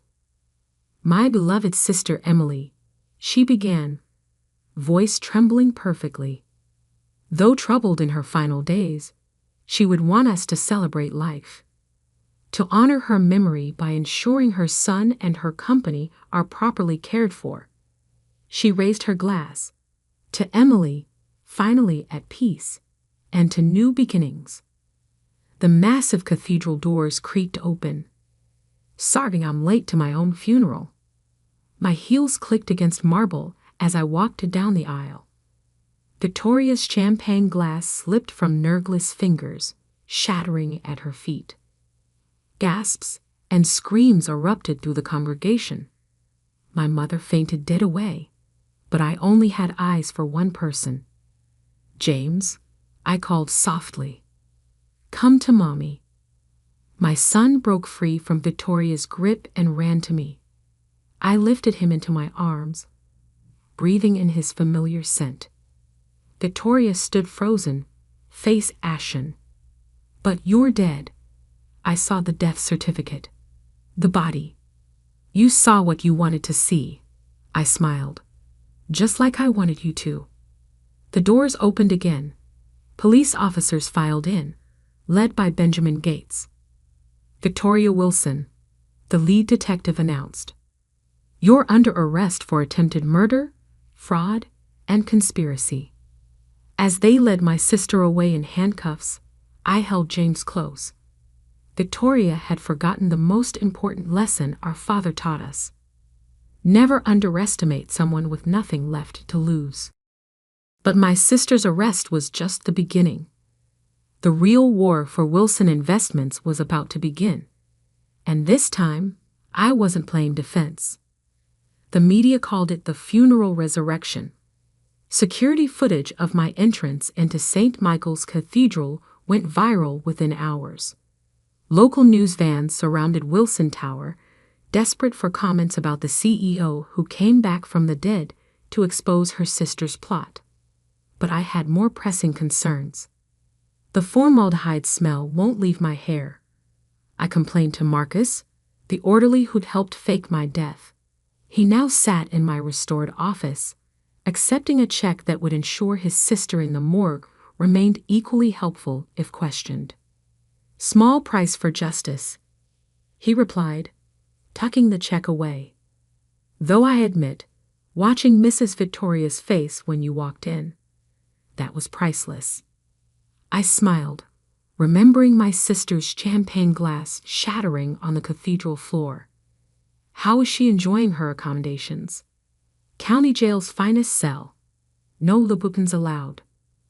Victoria had been denied bail, deemed a flight risk due to her substantial offshore accounts. Accounts I discovered and frozen just hours after my resurrection, using emergency powers as the reinstated CEO. A knock at my office door interrupted us. Benjamin Gates entered, looking pleased. "The board just finished their emergency session," my lawyer announced. "They've officially rescinded all changes made during your absence." "And the guardianship papers for James?" "Nullified." The judge was particularly interested in the forged medical records. Victoria's hired doctor rolled over completely, gave up everyone involved. I nodded, unsurprised. Dr. Harrison had seemed the type to save himself when cornered. What about Mother? Ben's expression darkened. That's more complicated. The police found evidence she was involved in planning your commitment, but proving criminal intent. I don't want her arrested. I stood, walking to the window overlooking Boston's financial district. I want her ruined. My mother, Elizabeth Wilson, had orchestrated family dynamics since I was a child. She'd always favored Victoria, the daughter who embraced her social climbing schemes. When my father died, leaving me in charge of Wilson Investments, Mother had seen it as a personal insult. Now she'd helped Victoria try to steal everything, including my son. The annual shareholders meeting is next week, I mused. Mother still holds 20% of company shares through her trust. Ben raised an eyebrow. Inherited from your father. Irrevocable. Nothing's irrevocable if you know where to look. I turned back to my desk, pulling up an encrypted file. Father left me more than the company. He left me insurance. The file contained years of documentation. Questionable property deals, tax evasion schemes, offshore accounts Mother had hidden from Father. He'd known about her financial infidelity, but kept the evidence private, protecting the family name. Release this, Ben warned, and the scandal won't just destroy your mother. It could damage Wilson Investments. Unless, I smiled, unless it comes out during an SEC investigation triggered by Victoria's crimes. Mother becomes collateral damage. The company appears transparent and cooperative. Ruthless. Ben shook his head admiringly. You really are Robert Wilson's daughter. Victoria and Mother forgot that. I closed the laptop. They won't make that mistake again. That evening, I took James for ice cream at our favorite shop near the Common. He'd been quiet since the funeral, processing the trauma of the past weeks. Did Aunt Victoria hurt you? He asked suddenly, chocolate dripping down his cone. I considered how to answer. James was mature for 8, but explaining attempted murder and false imprisonment seemed excessive. Aunt Victoria was confused about what's best for you, I said carefully. She thought she should be your mom instead of me, but she was wrong, and now she has to face consequences for her bad choices. He nodded solemnly. Is she going to jail? Yes, sweetheart, for a long time. Good. He licked his ice cream. She made me eat vegetables with every meal, even breakfast. I laughed, pulling him close. My brilliant boy, focusing on the culinary crimes. The next morning, the SEC investigation I'd orchestrated hit the news. Anonymous sources, carefully selected by Benjamin, revealed evidence of widespread financial misconduct within the Wilson family. Mother's hidden accounts were exposed, along with Victoria's attempts to seize control through fraudulent means. Wilson Investments stock dropped 15% in the first hour of trading. I called an emergency press conference on the steps of our headquarters. Cameras flashed as I approached the podium, James holding my hand. As CEO of Wilson Investments, I am shocked and saddened by these revelations. I began, my voice carrying clearly in the morning air. While I was targeted by those seeking to abuse their positions within the company, my commitment to transparency and ethical business practices remains absolute. I outlined my plan for corporate restructuring, enhanced oversight, and the establishment of a family foundation focused on mental health advocacy, a pointed reference to Victoria's tactics. By market close, our stock had rebounded. The business press praised my decisive leadership in crisis. Major clients privately assured me of their continued confidence. Mother wasn't so fortunate. The scandal destroyed her social standing. Her country club membership was quietly revoked. Charity boards asked her to step down. Former friends suddenly had scheduling conflicts when she called. I found her in the family mansion's conservatory, surrounded by dying orchids she'd neglected during the crisis. "Come to gloat?" she asked without looking up. "Come to give you a choice." I placed a document on the table beside her. "Sign over your shares to James's trust. Admit yourself to a private wellness facility in Switzerland for a year. And this ends. Fight me, and I release everything, including Father's personal journals about your affair with his brother." She finally met my eyes. "You really are going to destroy me. You tried to take my son." My voice was ice. "Be grateful destruction is all I'm offering." The charges against Victoria took months to process. She accepted a plea deal. 15 years for attempted murder, fraud, and conspiracy. No possibility of parole. I visited her once before she was transferred to federal prison. She'd lost weight, her designer clothes replaced by an orange jumpsuit, but her eyes still burned with familiar hatred. "Proud of yourself?" she spat. "You've ruined everything." "No, Victoria, you ruined everything. I just survived." She lunged forward, stopping when her handcuffs caught. "I deserved to run the company. Father knew you were weak," he told me. "Father told you what you wanted to hear. He knew you'd try something like this eventually." I stood to leave. "That's why he left me in charge. I'll get out someday," she called after me. "And when I do, you'll what? Try to kill me again." I turned back. "That's the difference between us, Victoria. You keep trying the same failed tactics, while I learn from every attack. Come after me or James again, and prison will feel like a vacation resort." Mother spent 18 months in her Swiss retreat before returning to Boston. She sold the mansion, bought a modest condo in Back Bay, and learned to live without social influence. We saw her occasionally at holidays, but the relationship remained cold. James thrived, showing an early aptitude for business that made me suspect he'd run Wilson Investments someday. I hired Marcus as our head of security, rewarding his loyalty with a career path. The orderly's sister moved from the morgue to medical school, her tuition mysteriously paid by an anonymous donor. 2 years after my resurrection, I stood in my father's old office, my office now, studying his portrait above the fireplace. The artist had captured his knowing smile perfectly. "You were right, Dad," I said softly. "Always prepare for betrayal, especially from family. But make the punishment so complete, they never dare try again." A knock at the door interrupted my reflection. My assistant entered with quarterly reports showing record profits.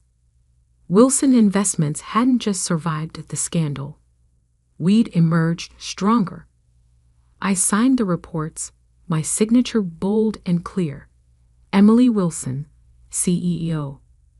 Victoria had tried to steal my life, my son, my company. Instead, she'd given me the opportunity to prove exactly why Father had chosen me as his successor. Sometimes the best revenge isn't just surviving, it's thriving in ways your enemies never imagined possible. As I looked out over the city, I now truly controlled.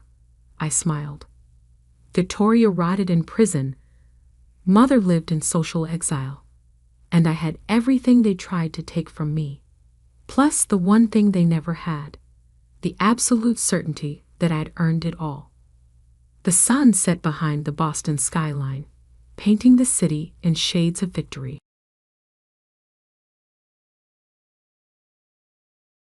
The night I discovered what my family was really doing with Preston Pharmaceuticals, I was working late in my father's office. As chief financial officer and the CEO's daughter, I had access to everything, or so they thought. Julia, honey, you work too hard, Dad always said, patting my shoulder with paternal pride. Just like your old man. What he really meant was, stay busy with the obvious tasks. Don't look too closely at the hidden ones. Don't question why certain numbers didn't add up, or why some files were marked executive access only. But that night, exhausted and frustrated after another board meeting where my concerns had been dismissed, I decided to look closer. The irregularities had been bothering me for months. Clinical trial results that seemed too good to be true. Research budgets that fluctuated wildly. And most concerning, a pattern of small pharmaceutical companies being acquired and then mysteriously shutting down their most promising drug trials. You're being paranoid, my brother Michael had said that morning, barely looking up from his phone. As chief operating officer, he should have been more concerned. The numbers are fine. Focus on the quarterly reports. But the numbers weren't fine. And after everyone had left for the day, I finally found proof. Hidden in an encrypted folder marked Project Phoenix were the real clinical trial results. Not the ones we'd submitted to the FDA, but the actual data showing our new wonder drug had failed spectacularly. Worse, it had caused severe side effects that had been carefully covered up. My hands shook as I dug deeper. Emails between my father and the research team ordering them to alter the data. Financial records showing millions in hush money paid to silence whistleblowers. And most damning of all, proof that we'd been deliberately acquiring and shutting down competing drugs that might have actually helped people. Preston Pharmaceuticals, my family's legacy for 3 generations, wasn't just committing fraud. They were actively suppressing life-saving medications to protect their market share. I was still copying files when my father's private line rang. The caller ID showed M. Chen, Martin Chen, our head of security. Sir, Chen's voice echoed through the speaker. The system flagged unauthorized access to Project Phoenix files. My blood ran cold. I hadn't considered that the files might be monitored. From where? Dad's voice was sharp. Your office computer, sir. Started about an hour ago. A pause. Julia. Yes, sir. Should I? No. I'll handle it. But put the plan in motion, just in case. The plan. Something in his tone made me move faster, copying everything I could find onto an encrypted drive. I had just pulled the drive free when the office door opened. Dad stood there, still in his dinner jacket from the charity gala he'd attended. His face was calm, but his eyes were steel. Working late, sweetheart? Just catching up on some reports, I said, slipping the drive into my pocket. He stepped into the office, closing the door behind him. Funny thing about reports. They usually don't require accessing classified research files. Dad, how much did you see? I met his gaze steadily. Enough. He nodded slowly, as if I'd confirmed something. I was afraid of this. You always were too smart for your own good. The trials failed, I said. People died, and you covered it all up. We did what was necessary. Necessary? My voice rose. You buried evidence that could have saved lives. You're still marketing that drug as safe. Keep your voice down. He moved to his desk, pressed a button on his phone. Martin? Proceed. The office door opened again. Martin Chen entered, followed by 2 men I'd never seen before. What's going on? I asked, though I already knew. You're having a breakdown, Dad said softly. The stress of the job, the responsibility, it's all become too much. I'm not. The private facility is very discreet. He continued as if I hadn't spoken. You'll have the best care money can buy. I backed away from the approaching men. You can't do this. Of course I can. I'm your father. His smile was gentle, reasonable. I'm protecting you, just like always. By committing fraud, by hurting people, by building something that will last. His voice hardened. Something you're now threatening to destroy. I lunged for the door, but Chen was faster. His grip on my arm was professional, impersonal. Your choice, Dad said. Go quietly to the facility, rest, recover. $2 million in a private account when you're better. Or, the threat hung in the air. I thought of the whistleblowers who'd been silenced. How many of them had simply disappeared? How long? Until you're well again. He meant, until they were sure I wouldn't talk. I let my shoulders slump, projecting defeat. Can I at least pack a bag? Already taken care of. Chen gestured to the door where a small suitcase waited. They planned this. Probably had it ready for weeks, just in case. Julia. Dad's voice softened. This is for the best. The company, our family's legacy. It's bigger than any one person. I looked at him, really looked at the man who taught me right from wrong, who'd encouraged me to always tell the truth. Now he was burying the truth along with his daughter's freedom. You'll see, he said. In time, you'll understand. I let Chen lead me out, past the family photos on the wall. Mom, gone 10 years now. Smiling from behind her desk as chairman of the board.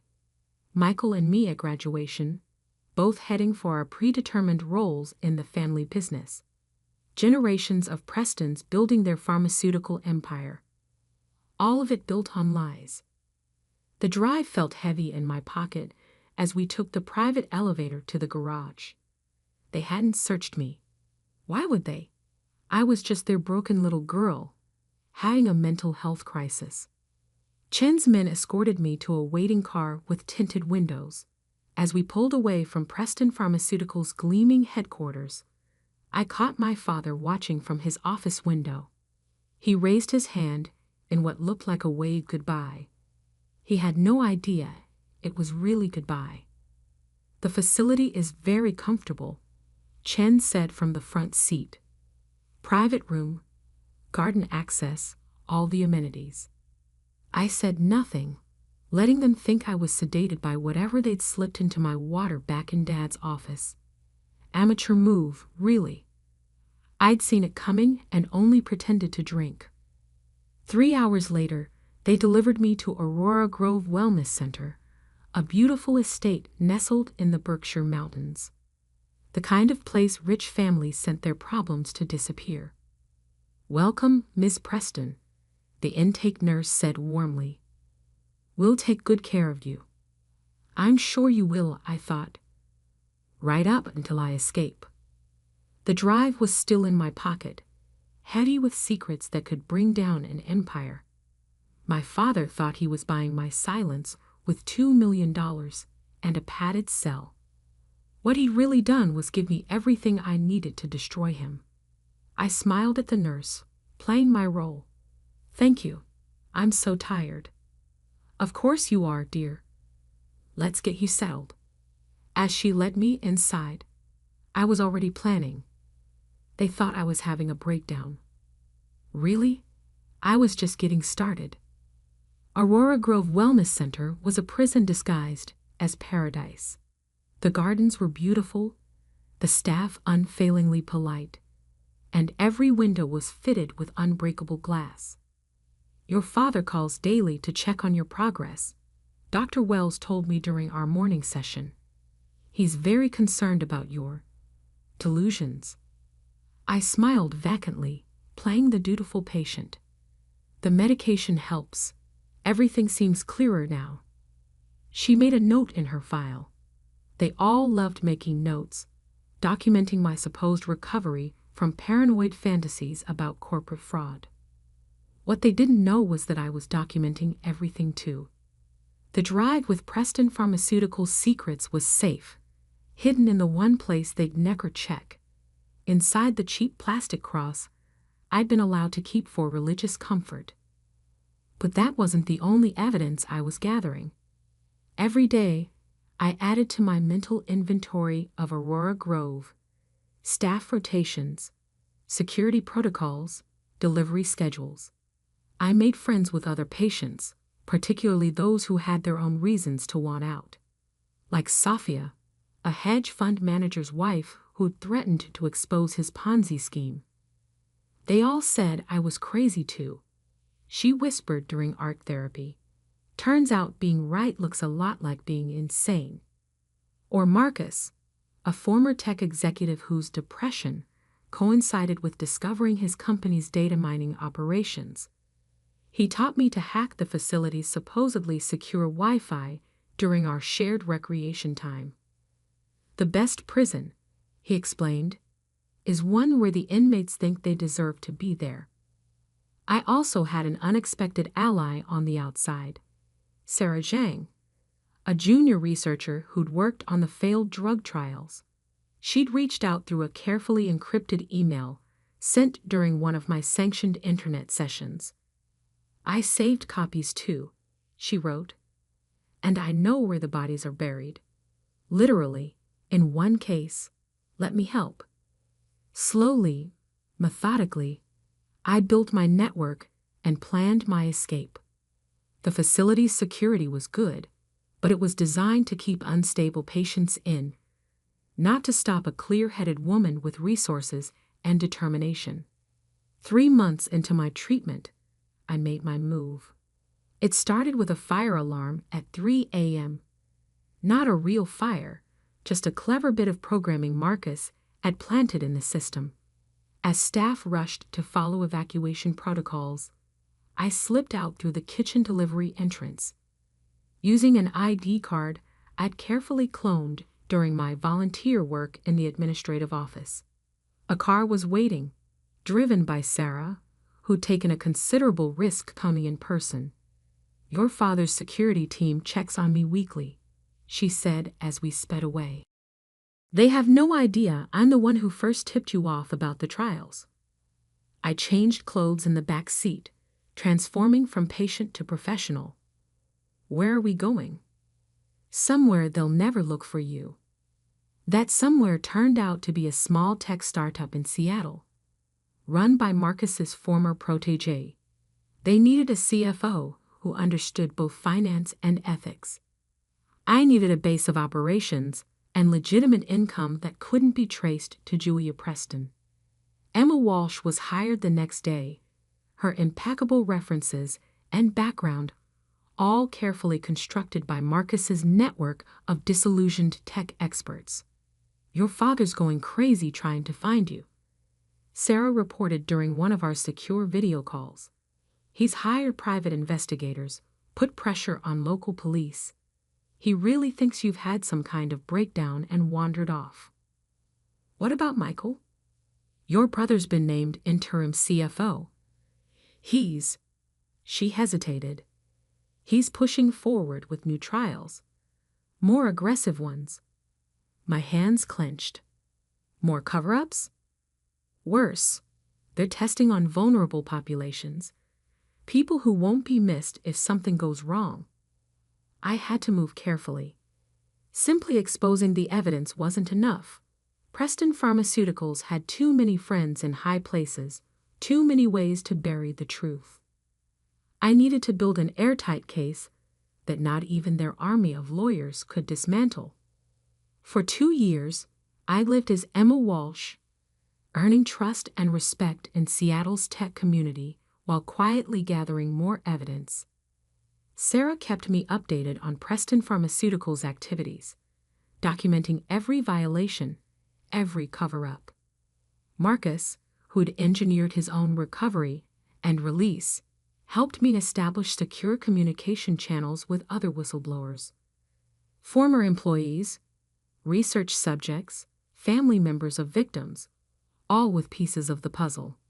Sophia, now free and divorced, used her financial expertise to trace the money trails. Shell companies, offshore accounts, slush funds for bribes.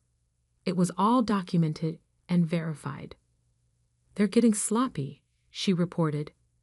"Your brother doesn't have your head for numbers. He's leaving traces everywhere." The final piece came from an unexpected source, my mother's old assistant, now retired. She contacted me through Sarah, revealing that my mother had kept her own secret files before her convenient heart attack 10 years ago. She knew something was wrong with the trial data, the assistant said. She was going to expose it all. Then suddenly she was dead. Natural causes, they said. But nothing about Preston Pharmaceuticals was natural. I received regular updates about my family from Sarah. Dad was showing signs of strain, drinking more, sleeping less. Michael was living large on company money, dating supermodels, making increasingly erratic decisions. "They think they're invincible," Sarah said. "The great Preston family, above the law." "Everyone's invincible until they're not," I replied. By the 3rd year, my case was solid.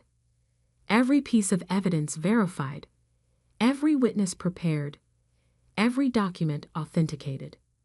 The SEC was quietly building their own investigation based on anonymous tips, and the FDA was reviewing the trial data with growing concern. It was time. I chose the annual shareholders meeting for my return. Dad always made it a big event. Hundreds of investors, media coverage, a celebration of Preston Pharmaceuticals' continued dominance of the industry. This year would be different. I stood in front of my hotel mirror, transforming back into Julia Preston. The Seattle tech executive disappeared, replaced by the prodigal daughter returned from her breakdown. My phone buzzed. "Sarah. Security's been updated since you left. New protocols, new team. But not new enough," I said, thinking of the access codes Marcus had acquired. "Is everything in place?" "SEC agents are standing by. FDA representatives too." And she paused. "There's something else you should know. About your mother's death." I gripped the phone tighter. "What about it?" "I found her real autopsy report. The one that wasn't released to the press." Her voice was grim. "Julia, it wasn't a heart attack." The toxicology showed. "Tell me everything." I cut in. "I want to know exactly what they did." As she talked, I felt the last traces of doubt or mercy fade away. This wasn't just about corporate fraud anymore. This was about murder, corruption, and a family that had lost its soul in pursuit of profit. Tomorrow, the Preston empire would fall, and I would be there to watch it burn. I checked my reflection one final time. Professional suit, perfect makeup, not a hint of the past 3 years visible on my face. I looked exactly like the daughter they tried to erase. But I wasn't that woman anymore. That Julia Preston had died in a mountain facility 3 years ago. This Julia Preston was back for revenge. And she had receipts. Preston Pharmaceuticals' annual shareholders meeting was held in the grand ballroom of the Ritz-Carlton. 3 years ago, I would have been at the head table, reviewing quarterly reports and profit projections. Today, I watched from the lobby as investors filed in, all eager to hear about another record-breaking year. If they only knew what their money was really funding. "SEC agents are in position," Sarah murmured through my earpiece. "FDA representatives too, just waiting for your signal." I checked my phone one last time. Everything was ready. The evidence organized, the witnesses prepared, the regulatory agencies standing by. 3 years of work culminating in the next hour. "Any sign of security noticing me?" I asked, adjusting my visitor's badge. Amazing what Marcus's hacking skills could accomplish. They're watching for Julia Preston, the mental patient, Sarah replied. Not Julia Preston, the corporate executive. Your father's been telling everyone you're in a facility in Switzerland. They're not even looking here. I smiled. Dad's cover story had actually helped me.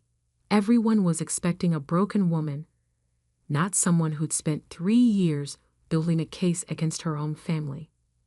The ballroom was packed when I slipped in. My father stood at the podium, silver-haired and imposing in his perfectly tailored suit. Michael sat to his right, scrolling through his phone with his usual bored expression. Preston Pharmaceuticals continues to lead the industry in innovative treatments, Dad was saying. Our latest drug trials show unprecedented success rates. I thought of the real trial data hidden in my encrypted files, the covered-up deaths, the falsified results. And now, he continued, I'm pleased to announce our newest initiative. Actually, I said, standing up in the middle of the crowd, I'd like to make an announcement first. The room fell silent. Dad squinted into the audience, not recognizing me at first. Then his face went pale. Julia? Hi, Dad. I started walking toward the podium. Miss me? Michael finally looked up from his phone. His eyes widened in shock. Security. Dad barked, but I was already moving. Before anyone does anything rash, I said loudly, you might want to turn on CNBC. Right now. Someone did. On the massive screens around the ballroom, the breaking news headline appeared. Preston Pharmaceuticals under federal investigation. SEC and FDA raid corporate HURTERs. What is this? Michael demanded, standing up. What have you done? Me. I reached the stage. I just organized the evidence. All those files you thought disappeared with me. They've spent the last 3 years being verified by federal investigators. Dad's hands gripped the podium. Julia, you're not well. You need help. That's your answer for everything, isn't it? I cut him off. Anyone who threatens your precious company must be crazy. Just like Mom was crazy when she discovered the truth about the trials. Your mother died of natural causes, he said quickly. Too quickly. I pulled out my phone, held it up. Actually, I have her real autopsy report. The one that shows lethal levels of your miracle drug in her system. The one that proves you murdered her when she threatened to expose you. The room erupted in chaos. Investors started shouting questions. Reporters who'd been covering the standard corporate event suddenly had a much bigger story. You can't prove anything, Michael sneered. But his face had gone ashen. Can't I? I turned to address the crowd. For the past 3 years, I've been gathering evidence. Real clinical trial data. Financial records showing millions in bribes and hush money. Witness testimony from researchers, test subjects, even former executives. She's delusional, Dad tried, but his voice shook. Security? Remove her. Your security team is currently busy with federal agents. I smiled. And speaking of federal agents, right on cue, the ballroom doors opened. FBI agents poured in, followed by SEC investigators and FDA officials. William Preston, the lead agent announced, you're under arrest for securities fraud, conspiracy, and first-degree murder. Dad stared at me as they approached with handcuffs. Everything I did, he said quietly, was to protect this company, our legacy. No, I replied. Everything you did was to protect your own power, even if it meant killing your wife. destroying your daughter, hurting countless innocent people. You'll regret this, Michael hissed as agents moved to arrest him too. You're nothing without this family. I watched as they led my father and brother away in handcuffs. The great Preston men, finally facing consequences. Sarah appeared at my side. Your mother's old assistant is here, ready to testify about what really happened 10 years ago. I nodded. Make sure she's protected. They still have friends who might try to silence her. The next few hours were a blur of federal interviews, press statements, and shocked shareholders trying to salvage their investments. Preston Pharmaceuticals stock was already in free fall.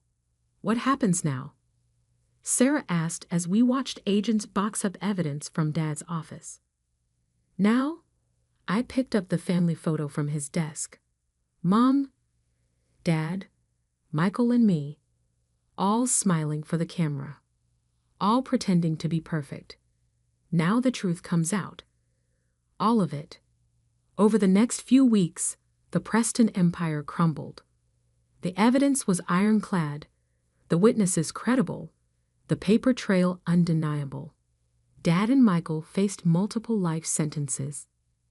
The company was placed under federal supervision. New management was brought in to salvage what could be saved. The toxic drugs were pulled from the market, and research began into actually helping people instead of just making profit. I testified at their trial, laying out every detail of their crimes. Dad never looked at me. Michael tried to cut a deal, offering to testify against our father, but the prosecutors didn't need him. They had everything they needed. The press called it the pharmaceutical scandal of the decade. Movies were optioned, books were written. Everyone wanted to know how the Preston princess had brought down her own family's corrupt empire. But I wasn't interested in fame. I had a different mission now.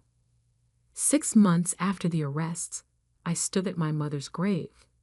The official cause of death had been updated, her murder finally acknowledged. I did it, Mom, I said softly. I finished what you started.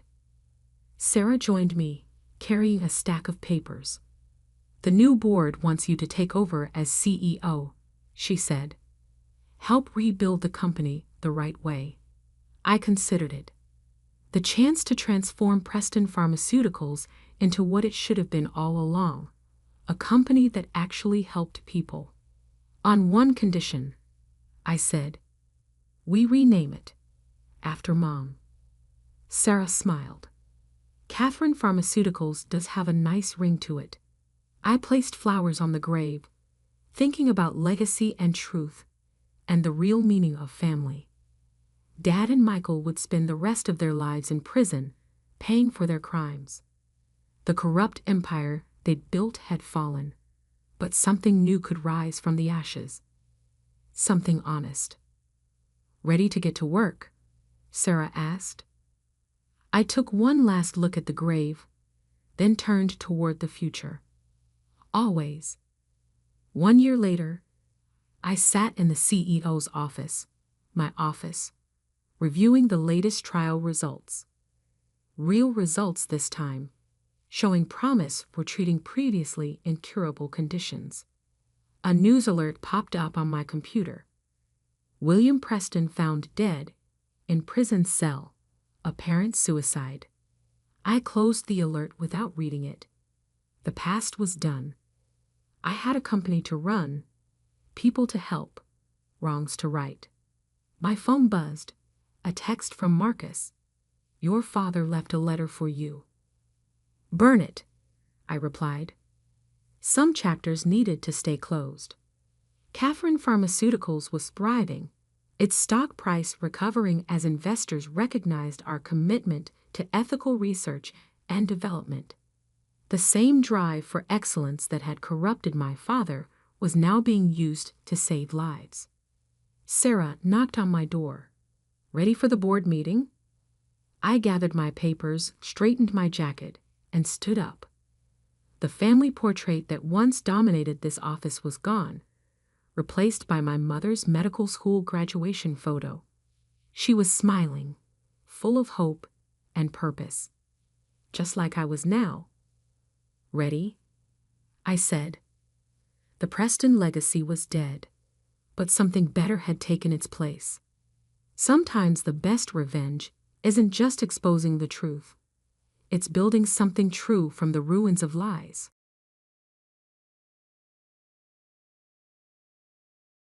"3 months ago, I died in a tragic hiking accident at Cascade Falls.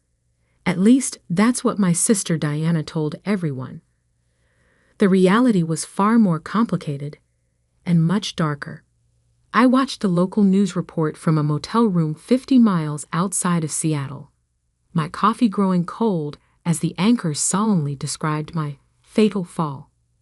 Sarah Mitchell, 32, was reported missing after failing to return from a solo hiking trip, the anchor read.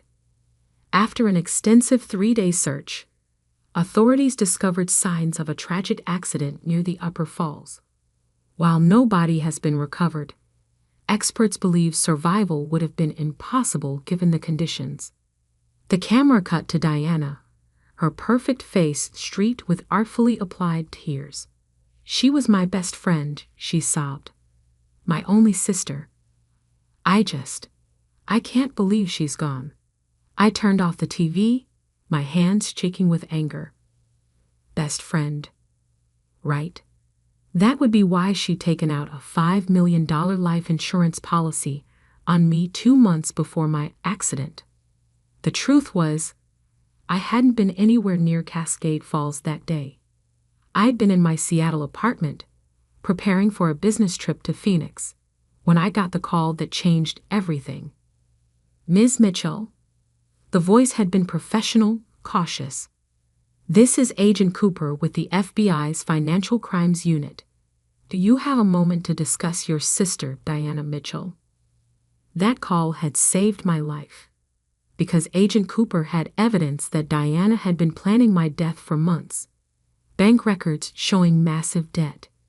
A newly purchased life insurance policy with herself as sole beneficiary. Suspicious internet searches about untraceable poisons and accidents that look natural. "We believe your sister may be planning to harm you," Agent Cooper had said. "We need your help to catch her before she succeeds." And so began my death. A carefully orchestrated disappearance, staged to look exactly like what Diana had been planning. The FBI had helped me vanish, leaving just enough evidence at Cascade Falls to make my accident convincing. For 3 months, I'd watched from the shadows as Diana played her role perfectly. The grieving sister, devastated by loss, but bravely carrying on. She'd even started a foundation in my name, though I had no doubt where that money was really going. Now, sitting in my motel room with case files spread across the bed, I was finally ready to come back to life. The insurance company deposited the funds this morning, Agent Cooper confirmed over the phone. $5 million, straight into her account. We have the transfer records, and the foundation donations, already traced to offshore accounts. Your sister's been busy. I picked up a photo taken just yesterday, Diana at a luxury car dealership, writing a check for a new Mercedes, grieving in style. "The funeral's tomorrow," I said. "Everything ready?" "Teams are in position. Just remember to wait for my signal before you make your entrance." I smiled, thinking of Diana's face when she saw me. "Oh, don't worry. I want this to be perfect." Perfect, like Diana had always been. Perfect grades, perfect hair, perfect life. While I was the awkward one, the plain one, the one who had to work twice as hard for half the recognition. Our parents' death 5 years ago had only widened the gap. Diana had gotten the lion's share of the inheritance naturally. The golden child. I'd gotten just enough to start my own business. A small tech consulting firm that had finally started to become successful. Too successful, apparently. Diana had borrowed heavily against her inheritance, making risky investments that didn't pay off. By the time she took out the life insurance policy on me, she was nearly bankrupt. I'd never seen it coming. That's what hurt the most. Even knowing how shallow she was, how self-centered, I'd never imagined she'd try to kill her own sister for money. A knock at my motel room door made me jump. Agent Cooper stood outside, a garment bag over her arm. "Thought you might want to dress appropriately for your own funeral," she said, hanging the bag on the door. Inside was a sleek black dress, elegant but understated. Perfect for a ghost returning to haunt her killer. "The wire's built into the neckline," Cooper explained. "Completely invisible, but it'll pick up everything. And the cameras." She handed me a pair of designer sunglasses. "Built in. Everything will be recorded from your perspective." I tried them on, studying my reflection. With my dark hair pulled back severely and dramatic makeup, I barely recognized myself. Good. The less I looked like the old Sarah, the more dramatic the reveal would be. "Your sister hired someone to help stage the accident," Cooper said, watching me prepare. "A local guide who was supposed to verify seeing you on the trail that day. He rolled over on her as soon as we showed him the evidence. His testimony alone would convict her." "But that's not enough, is it?" I turned from the mirror. "You want her to confess. On camera, wearing a wire, with 50 witnesses." Cooper nodded. "No wiggle room. No legal gray areas. Just pure, incontrovertible proof of premeditated fraud and attempted murder." I thought of all the times Diana had overshadowed me, dismissed me, treated me like an afterthought in her perfect life. Tomorrow, she'd learn just how big a mistake she'd made in underestimating me. "Get some sleep," Cooper advised. "Tomorrow's going to be intense." But sleep was impossible. I spent the night reviewing the evidence, making sure every detail was perfect.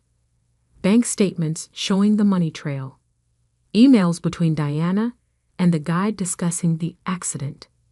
The life insurance policy, taken out with forged signatures and backdated documents. Most damning of all were the text messages we'd recovered from Diana's cloud backup. Messages to her boyfriend, Marcus, laying out the whole plan. "Sarah's finally worth more dead than alive," she'd written. "Once the insurance pays out, we'll have everything we ever wanted." Marcus, to his credit, had been horrified. He'd broken up with her immediately and gone straight to the FBI. His statement was part of the evidence package. Dawn found me still awake, watching the sun rise over the Seattle skyline. In 6 hours, I'd be attending my own funeral.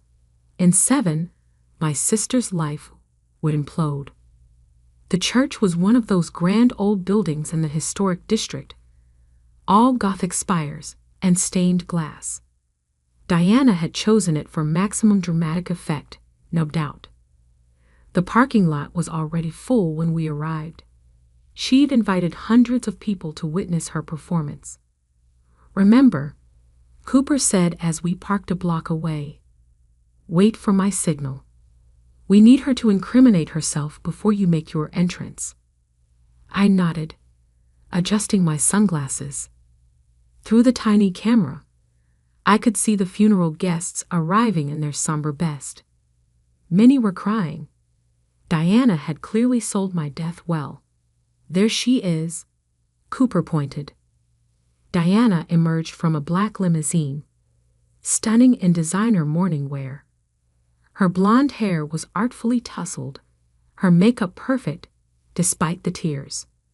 She clutched Marcus's mother's arm as if she could barely walk from grief. Marcus himself was conspicuously absent. He'd refused to participate in this farce. "Audio check," a voice said in my hidden earpiece. "Testing. 1, 2. I spoke softly. Receiving. Cameras online. Another voice confirmed. All units in position. This was really happening. After 3 months of hiding, of watching my sister profit from my death, I was about to turn her world upside down. "You okay?" Cooper asked, noting my expression. I thought about Diana's text messages planning my murder, about the fake grief, the stolen money, the sheer calculated cruelty of it all. "I'm perfect," I said. "Let's go haunt my sister." The funeral service was exactly as grandiose as I'd expected from Diana. White lilies covered every surface, my supposed favorite flower, though she'd never bothered to learn that I actually preferred sunflowers. A massive portrait of me dominated the altar, clearly photoshopped to match Diana's preferred image of her sister. "Guest count is over 300, Agent Cooper murmured in my earpiece as we watched from our hidden position in the church's side entrance. "Your sister really went all out." "Of course she did," I whispered back. "She's playing the role of a lifetime." Through my camera-equipped sunglasses, I recorded everything. The greeting faces, many of whom I barely recognized. The expensive flower arrangements with cards proclaiming in loving memory.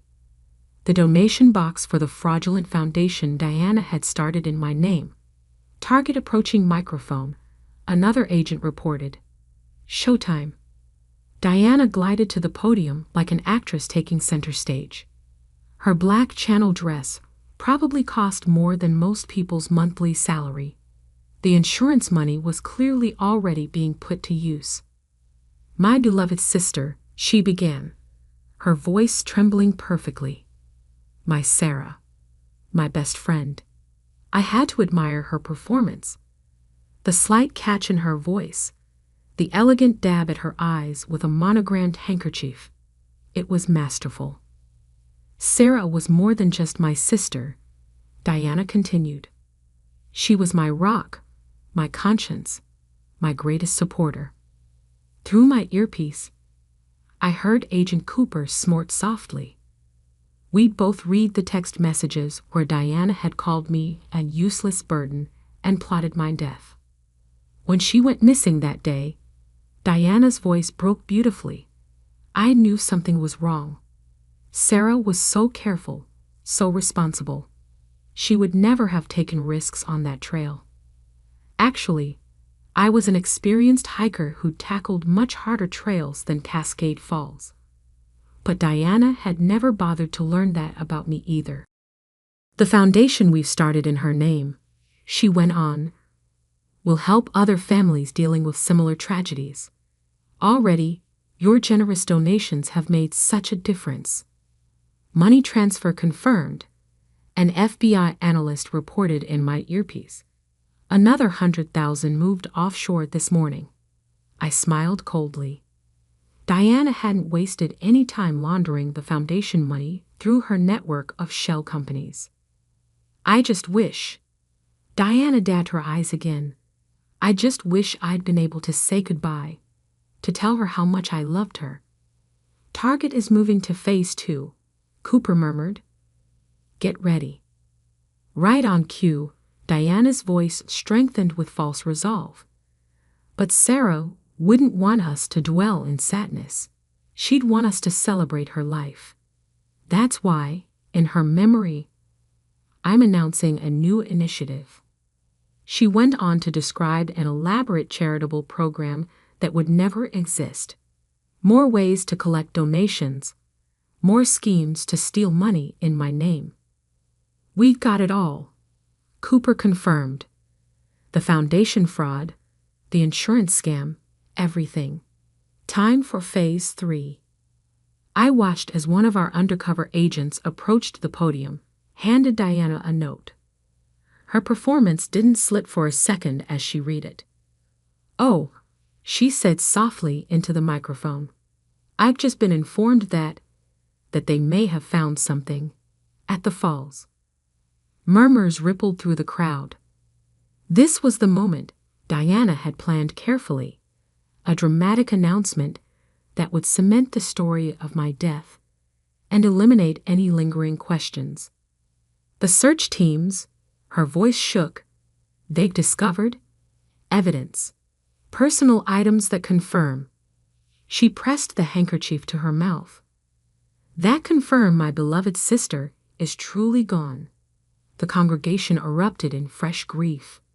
Diana sank gracefully into her seat, accepting comfort from the wealthy socialites she'd invited to witness her performance. All units in position, Cooper said tersely, waiting for the signal. I watched through my camera as Diana leaned close to one of her friends, whispering something that made them both smile slightly, probably already planning how to spend more of my insurance money. The insurance company's fraud department is standing by, another agent reported. They're ready to freeze the accounts on your word. Diana stood again, moving back to the podium. This was it, the final act of her performance. The part where she would give a touching speech about accepting closure and moving forward, about honoring my memory through her foundation. Sarah would be so touched by this outpouring of love, she began. By your generosity, your support. Now, Cooper said firmly, go. I took a deep breath and stepped through the side door. The first person to notice me was an elderly woman in the back row. Her gasp was audible even over Diana's speech. Then another person saw me, and another. The whispers spread like wildfire through the congregation. Diana, caught up in her performance, didn't notice at first. And though we may never fully recover from this loss, she continued. Diana, I said clearly, my voice carrying through the church's perfect acoustics, I think you've recovered just fine. The new Mercedes proves that. She froze. For just a moment, her perfect mask slipped, revealing naked shock and something else, fury. Then she screamed. It wasn't the practiced, elegant cry of her performance. This was raw, primal, real. She staggered back from the podium as I walked slowly up the center aisle. No, she whispered. No, this isn't possible. What's wrong, sister? I asked pleasantly. You look like you've seen a ghost. You're dead, she said. You're dead. I made sure. She cut herself off, but it was too late. The words hung in the air like a confession. You made sure. I repeated, still advancing. Made sure how, exactly? By hiring someone to verify my presence on a trail I never visited. By forging documents? By planning my accident down to the last detail. I don't know what you're talking about. She tried to recover. Sarah, I've been so worried. Where have you been? Cut the act, I said coldly. The FBI has everything. The insurance fraud. The foundation scam. The text messages planning my murder.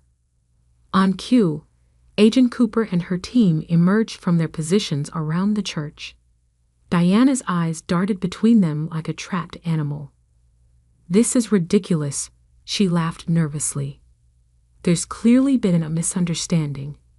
The only misunderstanding, I said, reaching the podium, was you thinking you could get away with this. I turned to face the shocked congregation. My sister took out a $5 million life insurance policy on me 2 months ago. She hired someone to help fake my death. She's been stealing donation money through a fraudulent foundation. And now, I smiled coldly at Diana. Now she's going to face the consequences. You can't prove anything, she hissed. I tapped my sunglasses. Actually, I just did. This entire conversation is being recorded, including your little slip about making sure I was dead. The color drained from her face. Ms. Diana Mitchell. Agent Cooper stepped forward, badge displayed. You're under arrest for insurance fraud, wire fraud, and conspiracy to commit murder. As Cooper began reading Diana her rights, I surveyed the gathered crowd. The shocked faces, the dawning understanding, the cameras already coming out to record this spectacular moment. Diana had wanted an audience for her performance. Now she had one for her downfall. It was perfect. Diana Mitchell, how do you plead? The courtroom was packed 3 months after my funeral. Diana stood at the defendant's table, wearing a carefully chosen pale blue suit that made her look younger, more vulnerable. Her attorney had clearly coached her on appearance. Gone were the designer labels and perfect makeup. This was Diana 2.0, the misunderstood sister. Not guilty, Your Honor. I sat in the front row, directly in her line of sight. She hadn't looked at me once since being let in. The evidence against her was overwhelming. The FBI had built an airtight case. Bank records, text messages, emails, witness testimony from the guide she'd hired, and most damning of all, the video from my funeral where she'd accidentally confessed. But Diana had never admitted defeat gracefully. Her defense was creative. I had to give her that. According to her lawyer, she'd been the victim here. She claimed I had orchestrated the whole thing to frame her, that I'd faked my own death to destroy her life and steal her inheritance. The insurance policy, forged by me. The text messages, planted. The offshore accounts, must have been my doing. The prosecution calls Sarah Mitchell to the stand. I walked to the witness box, feeling Diana's eyes finally fix on me with barely concealed hatred. Ms. Mitchell, the prosecutor began, please tell us about the events leading up to your alleged death. For the next hour, I laid out the whole story. The FBI's warning, the evidence they'd shown me of Diana's planning, the careful operation to catch her in the act. And why?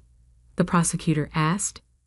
Did you agree to participate in this sting operation instead of simply confronting your sister? I looked directly at Diana for the first time, because I couldn't believe it was true. I needed to understand why my own sister would want me dead. Objection. Diana's lawyer shot up.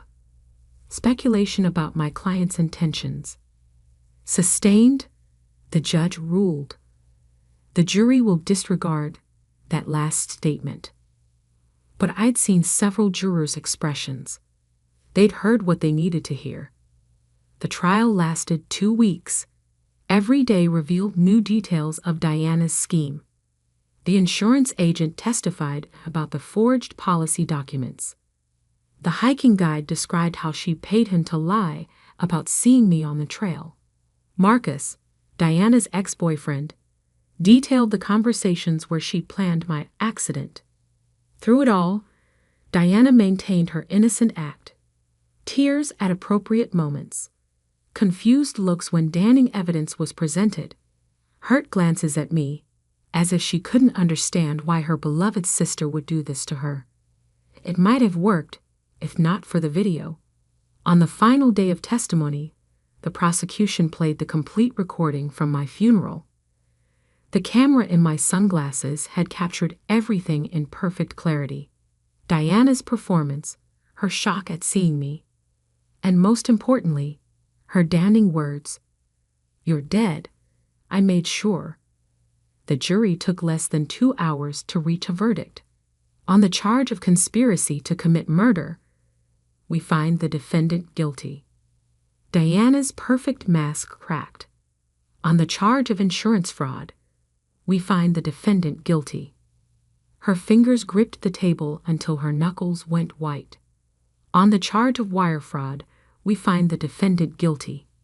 A small sound escaped her, something between a gasp and a snarl. As the judge prepared to announce sentencing, Diana finally snapped. "You ruined everything," she screamed, turning to face me. It was perfect. I had it all planned. You were supposed to die, and I was supposed to. Ms. Mitchell, the judge thundered, control yourself, or you will be removed. But Diana was beyond control. 20 years of carefully maintained facade crumbled in an instant. You were nothing. She shrieked as bailiffs moved to restrain her. Just a burden. A nobody. I deserved that money. I deserved. They dragged her out, her screams echoing through the courthouse. The judge called a brief recess to restore order. Agent Cooper touched my arm. You okay? I nodded, watching the door where Diana had disappeared. I finally got my answer. About why she did it. About who she really is. I gathered my things. And who I am. The sentencing, when it came, was severe. 25 years for conspiracy to commit murder. 10 years each for the fraud charges, to be served consecutively. No possibility of parole for at least 30 years. Diana's perfect life was over. Outside the courthouse, reporters waited with cameras and microphones. Ms. Mitchell, how does it feel to send your own sister to prison? Any comment on the foundation money still missing? Will you be writing a book about your experience? I stopped at the top of the steps, considering my response carefully. My sister died long before she tried to kill me. I said finally, I just didn't want to see it. Today isn't about revenge or justice. It's about truth. And sometimes the truth hurts worse than any lie. 6 months later, I stood at Cascade Falls, watching the water thunder down. The place where I was supposed to die had become something of a tourist attraction after the trial. People took selfies, trying to spot where the accident was meant to happen. My tech consulting firm had flourished, ironically enough. The publicity from the trial had brought in new clients, people who appreciated someone who could spot complex fraud schemes. The insurance money had been returned, the foundation dissolved, and Diana's offshore accounts frozen. She'd lost everything: money, freedom, reputation. Her perfect image shattered beyond repair. I'd received a letter from her last week, the first contact since her sentencing. Just 2 lines. I would have given you half, if you just died like you were supposed to. Think about that while you enjoy your victory. I'd burned the letter without responding. Some relationships couldn't be fixed. Some betrayals went too deep. My phone buzzed, Agent Cooper, checking in as she still did occasionally. Heard from our mutual friend, she texted. Just more poison, I replied. You know, most people would be more traumatized by all this. I looked out at the falls, thinking about strength and survival and the strange ways life tests us. Most people, I texted back, haven't had to attend their own funeral. A family of hikers passed by, the children pointing excitedly at the waterfall. Their mother held their hands tightly, keeping them safe from the edge. Sisters, I noticed, about the same age difference as Diana and me. Be careful up there, I called out. The view can be deceiving. The mother smiled gratefully, pulling her girls back from the railing. They continued up the trail, their laughter carrying on the wind. I took one last look at the falls before turning away. Diana had chosen this place to end my story. Instead, it had become the beginning of a new one. My phone buzzed again. Work this time. A potential new client, worried about financial irregularities in their family business. I have some experience with that, I told them, walking back to my car. Let me show you what to look for. The sun was setting as I drove away from Cascade Falls, painting the sky in shades of gold and purple. In my rearview mirror, the waterfall diminished until it was just a distant roar. Some people spend their whole lives pretending to be something they're not. Diana had pretended to be the perfect sister while plotting my death. I had pretended not to see her true nature until it almost killed me. Now we were both exactly who we were meant to be. She was inmate number 247,891, serving 30 years for trying to kill her sister. And I was alive, successful, free. Sometimes the best revenge isn't just surviving, it's thriving. As I merged onto the highway, a familiar song came on the radio, one Diana and I used to sing as children, back when we were just sisters, before money and jealousy and murder plots complicated everything. I switched it off. Some ghosts are better left unsung.